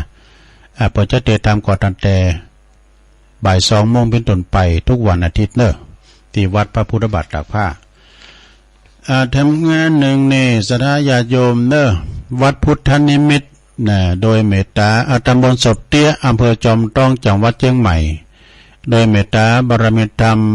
หลวงพ่อท่านพระครูอินทยานรังสีเปิ้นก็จะมีงานเนอะจะหลงอายุวัฒนมงคลของเปิ้นใน7 รอบ84 ปีนะสดา ในเมตตาธรรมหลวงปู่ครูบาบุญมาเนี่ยครูบามาหรือว่าท่านพระครูอินทยานรังสีก็ในงานวันที่22นะโยมนะ22แต่มี2ภาคเจ้านี่จะมีการเจริญพระพุทธมนต์สื่อพระราชตาสืบจัตตาหลวงแบบล้านนาในเมตตาธรรมหลวงปู่แล้วก็สืบจัตตาศรัทธาโดยเนอะช่วงเจ้านะจะมีช่วงบ่ายก็จะมีทักษิณาโดยเนอะทำบุญอุทิศแก่แด่ครูบาอาจารย์บุรพาจารย์ทั้งหลายนะก็คือวันคำเหมือนเดิมศรัทธาญาโยมทั้งหลายและไปป้อนี่ก็เปิ้นก็จะมีการจัดร้องสมณศักดิ์พัดยศนะท่านพระครูสัญญาบัตรที่ปรึกษาเจ้าคณะอำเภอจอมทองชั้นพิเศษตัวน่ะทบจอชพนี่แปลว่าสังนะตัวลุงผมเข้าใจมาเด้อบนโยสูงนะบนโยสูงครูบาเปิ้นก็ในได้อยู่เจริญวัยมาได้อยู่84พรรษา84ปีแล้วนะลุงเด้อเปิ้นเคยเป็นเจ้าคณะอำเภอขึ้นห้วยขึ้นดอยลอยห้วยไปหมดเปิ้นเป็นเจ้าคณะผู้ปกครองพอก้อยดูแลเขตปกครองของเปิ้นไปบุญดอยบุญช้างเปิ้นไปหมดนะพระจะไปรับเป็นเจ้าภาพสังฆทานหรือว่าศรัทธาจะไปแจ้งความจำลงไปเปิดห้องตันเขานำโปจันนะอาหารก็เชิญกันได้นะที่วัดพุทธนิมิตรเนอตำบลศพที่อำเภอจอมทองวันที่22กันยายนนะเอาทำงานหนึ่งนี่สนาญาติโยมนะทำงานหนึ่งก็ดังวัดป่าไผ่บ่อทองโดยหน่วยอบรมประชาชนประจำตำบลบ้านแม่โป่งดอยสะเก็ดปุ่นนะก็จะมีการธรรมสัญจรฟังเทศน์ฟังธรรมกันในวันเสาร์ที่9กันยายนเนอะเสาร์ที่9กันยายน2566นี่นะในเวลาบ่ายโมงหรือว่า 13.00 น.ณลานธรรมลานสงบณวัดป่าไผ่บ่อทองไปฟังเทศน์ฟังธรรมกันได้รับความเมตตาจากอาจารย์ท่านพระครูอภิวัฒนวิกรมเจ้าอาวาสวัดปากตั้งเจริญเนอะเพิ่นจะได้ไปแสดงธรรมนะไปฟังเทศน์ฟังธรรมกันเนอะท่านพระอาจารย์สมเพชรปัญญาโนฝากประกาศมานะแล้วก็วันที่สราญาติโยมอะไรอันนี้เป็นหลวงปู่อินตาเนาะใบนิมนต์ตัวลุงทำอย่างทำกรรมนี่ก็งานอันนี้นะสดงานรวมหมู่เขานี่นะงานรวมมิตรเขานี่ก็คือวันที่16กันยานี่เปิ้นก็จะมีการทำบุญทานสลากภัตตาหารตีม่อนภาษี2เมืองหรือว่าดอยนางแก้วนะในวันที่16เด้อม่อนภาษี2เมืองนี่ประจัดการสลากโลงเด้อก็ขอโพละ2กุยอันมันมีตีวางตีตำหรือว่ากันมีก็เป็นหยังเอาปัจจัยไปปักเป็นแก้วสารพัดนึกนะมีกุยกระมีตีปูจาด้วยนะปูจาสังแต่ปูจากอันนั้นได้มีปูจาเนอะการทำหัวไปก็ไม่ได้หรือว่าจะแจ้งความจำนงเอากระยอดไปปักก็ได้บ่เป็นสังเด้อสดาเด้อนะตัวเจ้าก็ร้อยปลายในวันที่16นั้นก็จะมีการเทศน์อานิสงส์สลากภัตแล้วก็จะมีปจารโอกาสน้อมเวงเกณฑ์การจัดต้านตอนบ่ายพุ่นเนอสดาเนอพระจะไปตานหาในกวงจัดต้านหาแม่นางแก้วก็ดี หรือวันในลาวก็ดีนะก็เชิญกันได้เขาก็2กุยเนี่ยก็กุยต้านเข่าพัฒนาเด็กกุยหนึ่งก็เปอร์ปินบำรุงตั้งมอนภาษี2เมืองการนำกับไฟต่างๆเต็มกุยหนึ่งก็เอากะออกเบื่อนะจะตกตั้งใดนะตกกรรมตัวเวรมาใจสุมาเด้ออันจะตกตั้งใดถามบ่เนิ่นเนี่ยอยู่วัดไหนนะพุทโตอันนี้อยู่นะอยู่ปางงิ้ว วัดปางงิ้ว วัดปางงิ้วเป็นลายแล้วก็พระจะไปปักตุนในพระเดชพระคุณหลวงพ่อทั้ง2ตุนกล้วยนะอาจารย์หาอาจารย์เจ้าคุณมหาศัพท์ก็ดีพระเทพวิสุทธิคุณก็ดีก็เชิญก็ได้เนอะหน้าที่โดยนางแก้ววันที่16เนอะสดาเนอะ16กันยาไก่มาแล้วเริ่ม16วันวันที่1แล้วเนาะเล่มกึ่งเดือนนะลงเนอะนะเกมไว้จัดต้านยังก็ดีนะ ก่อนนี่สลากเนี่ยเป็นเขียนเพราะสลากอันตัดต้านหาแม่โง่โตควายแม่ว่องควายปูเบอะที่เขาเคยจ่ายการจ่ายงานจ้างมากโง่ควายจะบอกต้านหาไก่แม่หมุนนั้นมันก็ไม่ใจลำเนื้อไป แต่ก่อนนี่นะว่าปีได้เดินใดนะที่วันแห่งแล้งเนาะเขาของเงินคำหาเข็มเปิ่นก็จะงดกันแต่ว่าปีได้เดินใดที่มันอุดมสมบูรณ์ลูกซุปหน่วยไม้หน่วยตอกคือผลหมากลางไม้ออกหน่วยออกอย่างนี้เปิ่นก็จะกินสลากกันอย่างอี้เนอะสะท่าเนอะฉะนั้นก็เฮาเป็นการอนุรักษ์รักษาอย่างวัฒนธรรมประเพณีอันเก่าเดิมของเฮาไว้นะก็จะไม่มีลายในนะ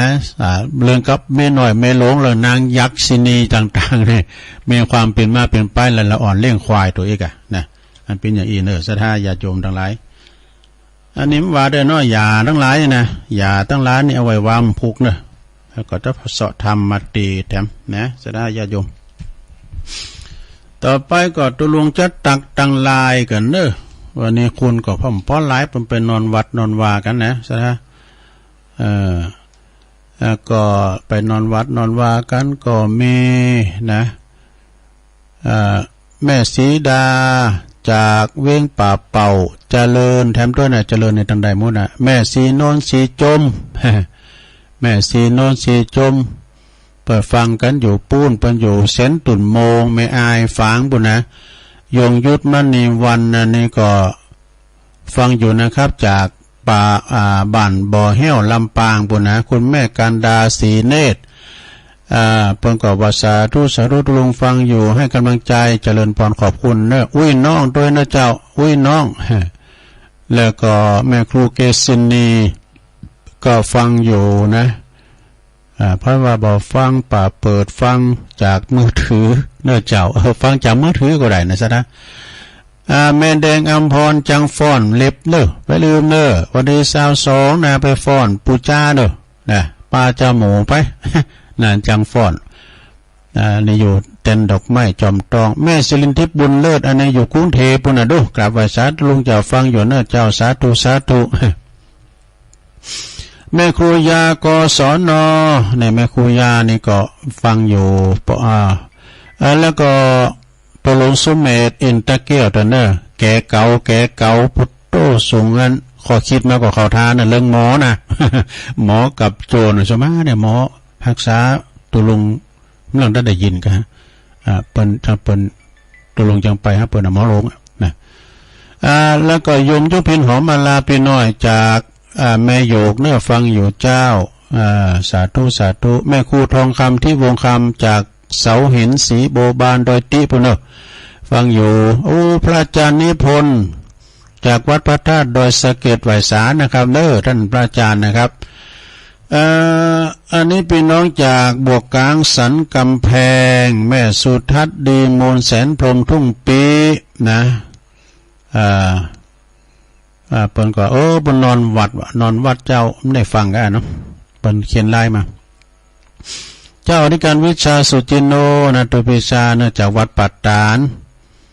อันนี้เจ้าคณะตำบลโมงน้อยอำเภอป่าสร้างเด้อก็เอิ้นไปตั้งปุนตุยนะเอิ้นไปตั้งงานอาจารย์สุทัศน์กันทวังโดยปอจารย์เฮาแล้วก็ตั้งไอ้พงบันแซมตัวยแล้วก็ปลงมงคลมนชีพตัวเดพี่น้องทั้งพุ่นนะโอ้ขวาไหวสาเนี่ยหลวงปู่ครูบาดอยตุลุงดอยเนี่ยพระครูปฏิภาณธรรมทินฟังอยู่เนอะนะอันนี้มนจอมพอพุ่นเนอะไหวสาหลวงปู่นะครับเนอะเนี่ยครูบาอาจารย์มันก็ฟังนะมันจะมีการศรัทธานะศรัทธาแล้วก็ในเมตตาบารมีตามหลวงพ่อพระครูอินทยานรังสีเนี่ยเพิ่นฟังตลอดนะครูบาอาจารย์เขาเนี่ยเพิ่นฟังแม่แต่ตุปิโอนเนาะสมโพธิก็ฟังเจริญปอนยากับไหวสาเจ้าวันนี้อีกวันนี้เนาะเจ้ายายเขามีตำนานการสลากนะเจ้ามันมีสอ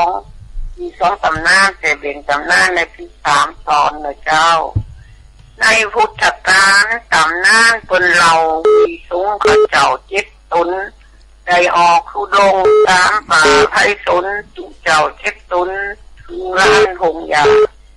ละอ่อน7 คนเล่งควายอยู่ป่าพอถึงเวลากินข้าวพอมาในหันพระสงฆ์องค์เจ้าเดินถูดงมาใกล้ชิดละอ่อน7 คนเป็นกัลยาณมิตรก็คิดอยากใครทำบุญจึงโจรกันว่าเอาทำกุศลเอาเขาทำบุญถึงสงฆ์องค์เจ้าแต่ว่ามีสงฆ์องค์หนึ่งเงินเราเป็นสงฆ์องค์เถ่า1 ตนเล็กน้อยตั้งหลายก็ได้1 บุญถึงสงฆ์จึงมนมาไก่แล้วก็นั่งลงมาสากราบไหว้ต่างคนจักได้ทำบุญเจ้าผู้ข้างต่อแถมนะเจ้ากำยองวรรณกรรมนะเจ้าธรรมะตุเจ้า7 ตนนะเจ้าคำว่าตนนี่คือรูปนะเจ้าพระสงฆ์7 รูปนะเจ้าไหว้สาเจ้าสายต่อไปเจริญพรเจ้าไหว้สาเจ้าแม่บุคคำแหละเจ้าแม่บุคคำอินตยศอันนี้เปิ้นอยู่ด้วยหล่อเนอะฟังอยู่เนาะเจ้าฟังอยู่ลูกแล้วเจริญเนาะสาธุสาธุเจริญพรครับไหว้สาโอ้เน้นรักในมนเลยครับครับอันนี้ก็ช่วงแรกเนาะก็มี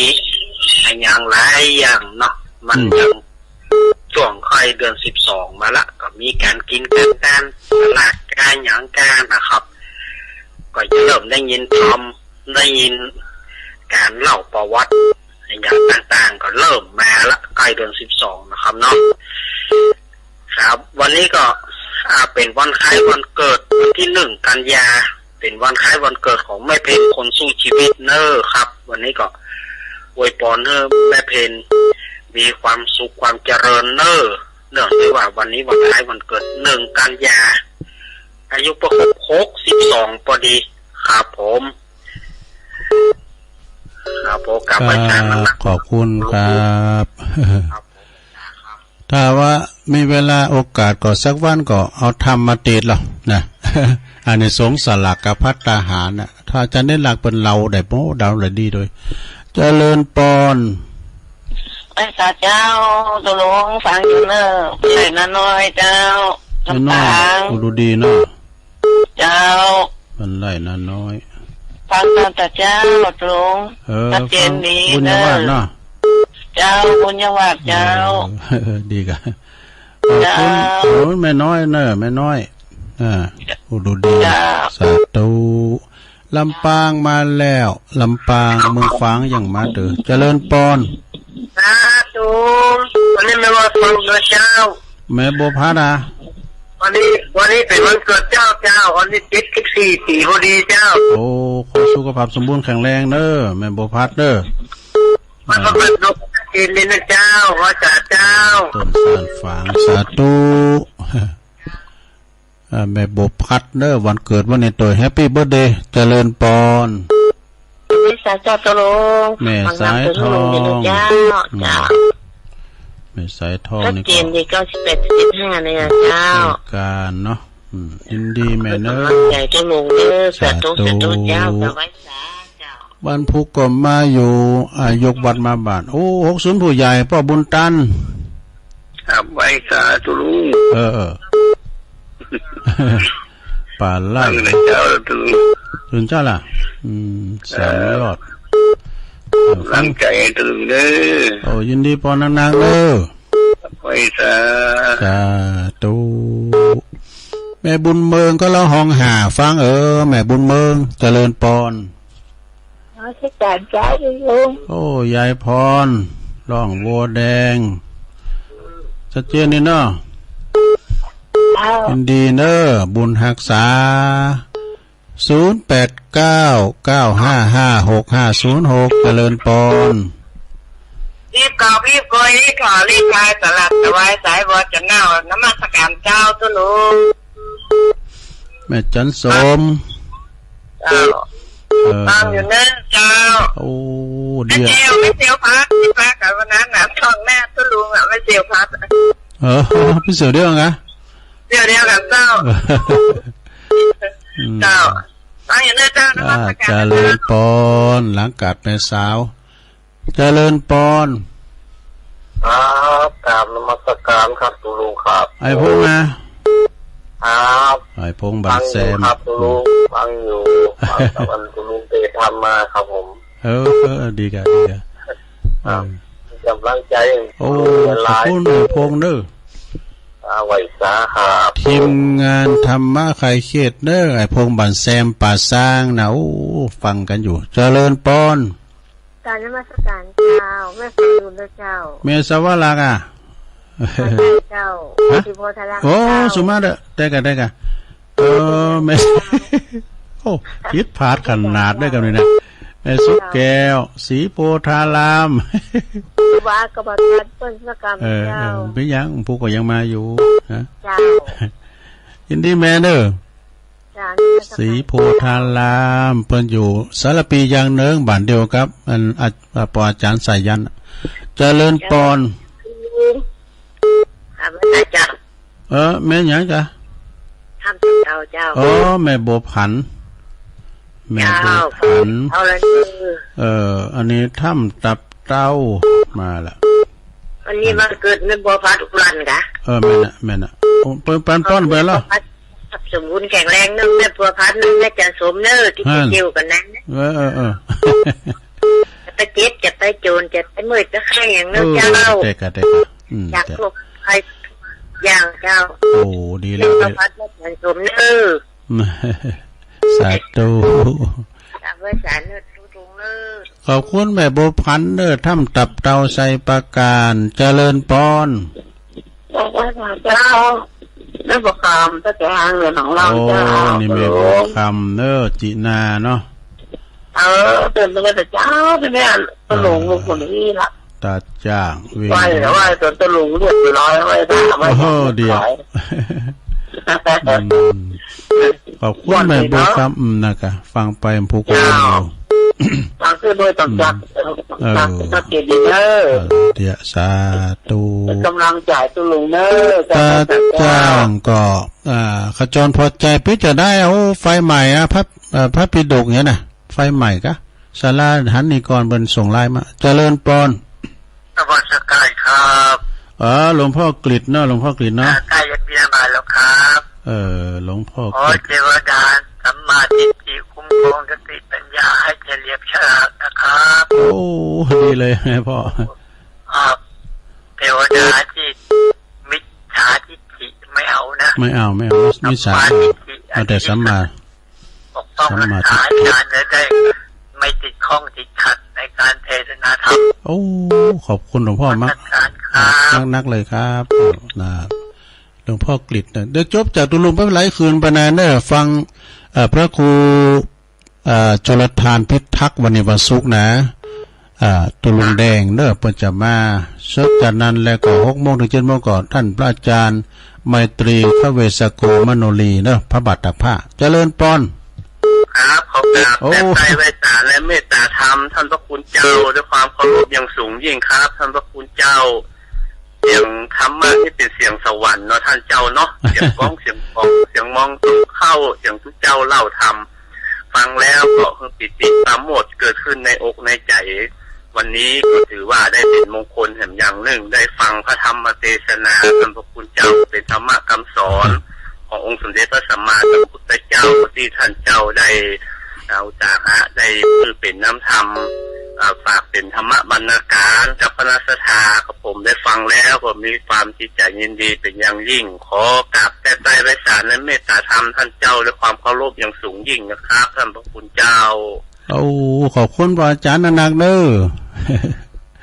อันนี้พระอาจารย์ปนันสายยันเด้อสารพียังเด้อน่ะเป็นนักปราชญ์เด้อห้องขวัญเฮขวัญเวนตันได้หมดเด้อเนี่ยนะเปิดเป็นคุณเขาสูงเขาโจโลแหละนะเจริญปอนพระเจ้าตุลุงแม่เพนว่าไปเลยว่าเจ้าแสงไฟสว่างตาแสงธรรมะสว่างใจสว่างตาได้แสงไฟสว่างใจได้แสงธรรมเจ้าฟังชัดเจนด้วยเรื่องจากตุลุงเด้อขอบคุณตุลุงอวยพรเด้อขอบคุณเน้นรักเด้อพรเด้อยินดีสาธุคนสู้ชีวิตวันนี้เป็นวันแฮปปี้เบอร์เดย์บ่ได้กินเลี้ยงอยู่ก้าบ่ได้เลี้ยงก๋วยเตี๋ยวเลี้ยงขนมเส้นอยู่ก้าเนาะลูกแม่หันเติงกับวันเกิดตุลุงเลี้ยงมาม่าเน้นค่ะ เน้นปันป้อนลุงคุณตัวนั้นคุณตัวนั้นคือถ้าหายว่าผมขอลุงอยู่ดีไม่สุข จะหายว่ะผมไปหายเนาะ หายจะได้มามาก ผมจะเคยจัดงานวันเกิดสักเดือนแฮปปี้เบิร์ธเดย์ เอาให้ดีกันเนาะสถานได้อยู่16สายก็พอดีผูกกันว่ากันเนาะก็แม่น้อยกาดนัดบันดอนโลงเน้อเป็นมาเล่าข่าวเรื่องงานสลากตอนแหลกอยู่นะแม่โบคำอินตยศบันได้หลอดตุ้ยแล้วก็สามเณรเอาลักปัญญนันวางก็เอาทำนั้นมาเล็บเนาะอันนี้สงสลากกับผัดไก่มาเราทำเปตะปรีกายนะเน้นลักเป็นเหล่ามนเข้าใจง่ายแม่น้อยอุดูดีนะบ้านไร่นาน้อยลำปางฟังจากบุญยาวาดเด้อแล้วก็แม่โบพัดกุลันบ้านต้นซ่านวันนี้ก็วันเกิดแฮปปี้เบิร์ธเดย์เหมือนกันเด้อแม่สายทองทันยะแก้วตัวแทนพี่น้องหวยการบ้านโฮ่งเนาะป่อบุญตันป่าไร่อันนี้จากเจดีย์สำยอดจากป่าสร้างยายพรล่องวัวแดงสันกำแพงเจียงใหม่แม่จันโสมหลังกาดแม่สาวเด้อมานี่จักนะไอ้พงบันแซมป่าสร้างเด้อทีมงานของธรรมะคลายเครียดแม่สุแก้วศรีโพธารามสารปีแม่บัวผันจากถ้ำตับเตาชัยปราการนะแม่บัวคำจินาจากตาจ่างเด้อหลวงพ่อกฤษพุทธอุทยานปางโม่ไวสานะครับถวายความเคารพหลวงพ่อครับว่าอาจารย์ปนันสายยันเนออย่างเนืองสารปีนะขอบคุณหลายๆโทรมาคือกำลังใจโดยนะสรุปธรรมโดยแม่เพนขาวเตี้ยได้อยู่16สายด้วยกันเนอะก็ขอขอบคุณกุเสงกุสายโดยอุจาวันนี้พิษพาดปักกันได้ก็ขอสุมาอภัยกับบรรดาพ่อแม่พี่น้องสถานาบุญแล้วก็ขอขอบคุณทุกท่านที่เปิ้นบัดโทรมาในอย่างพ่ออาจารย์วันนั้นสายันวันเปิ้นโทรมาในเพียงแต่20%นะที่เปิ้นฟังนี่นักนะเปิ้นฟังเปิ้นนอนฟังกับอย่างเปิ้นฟังเปิ้นโทรก็โมนอนตุ้ยนะโอ้ลายเนอะสถานเนาะที่นี่ทีเดียวขี่สถานีเก่าสถานี10สถานีกันนะหมดเจ้านะต่อจากนี้ไปแถมปวดเป็น20สถานีบนเนอะที่จะต่อจากตุลุงเนี่ยนะเปิ้นเปิด5 โมงเนี่ยนะแถวเมืองลี่ปุ่นนะแถวอำเภอศพเมยปุ่นนะแม่ฮ่องสอนปุ่นนะก็ฟังจากท่านพระครูโชลทานพิทักษ์เนอะตุลุงแดงจากวัดแม่ห้องไคร้นะ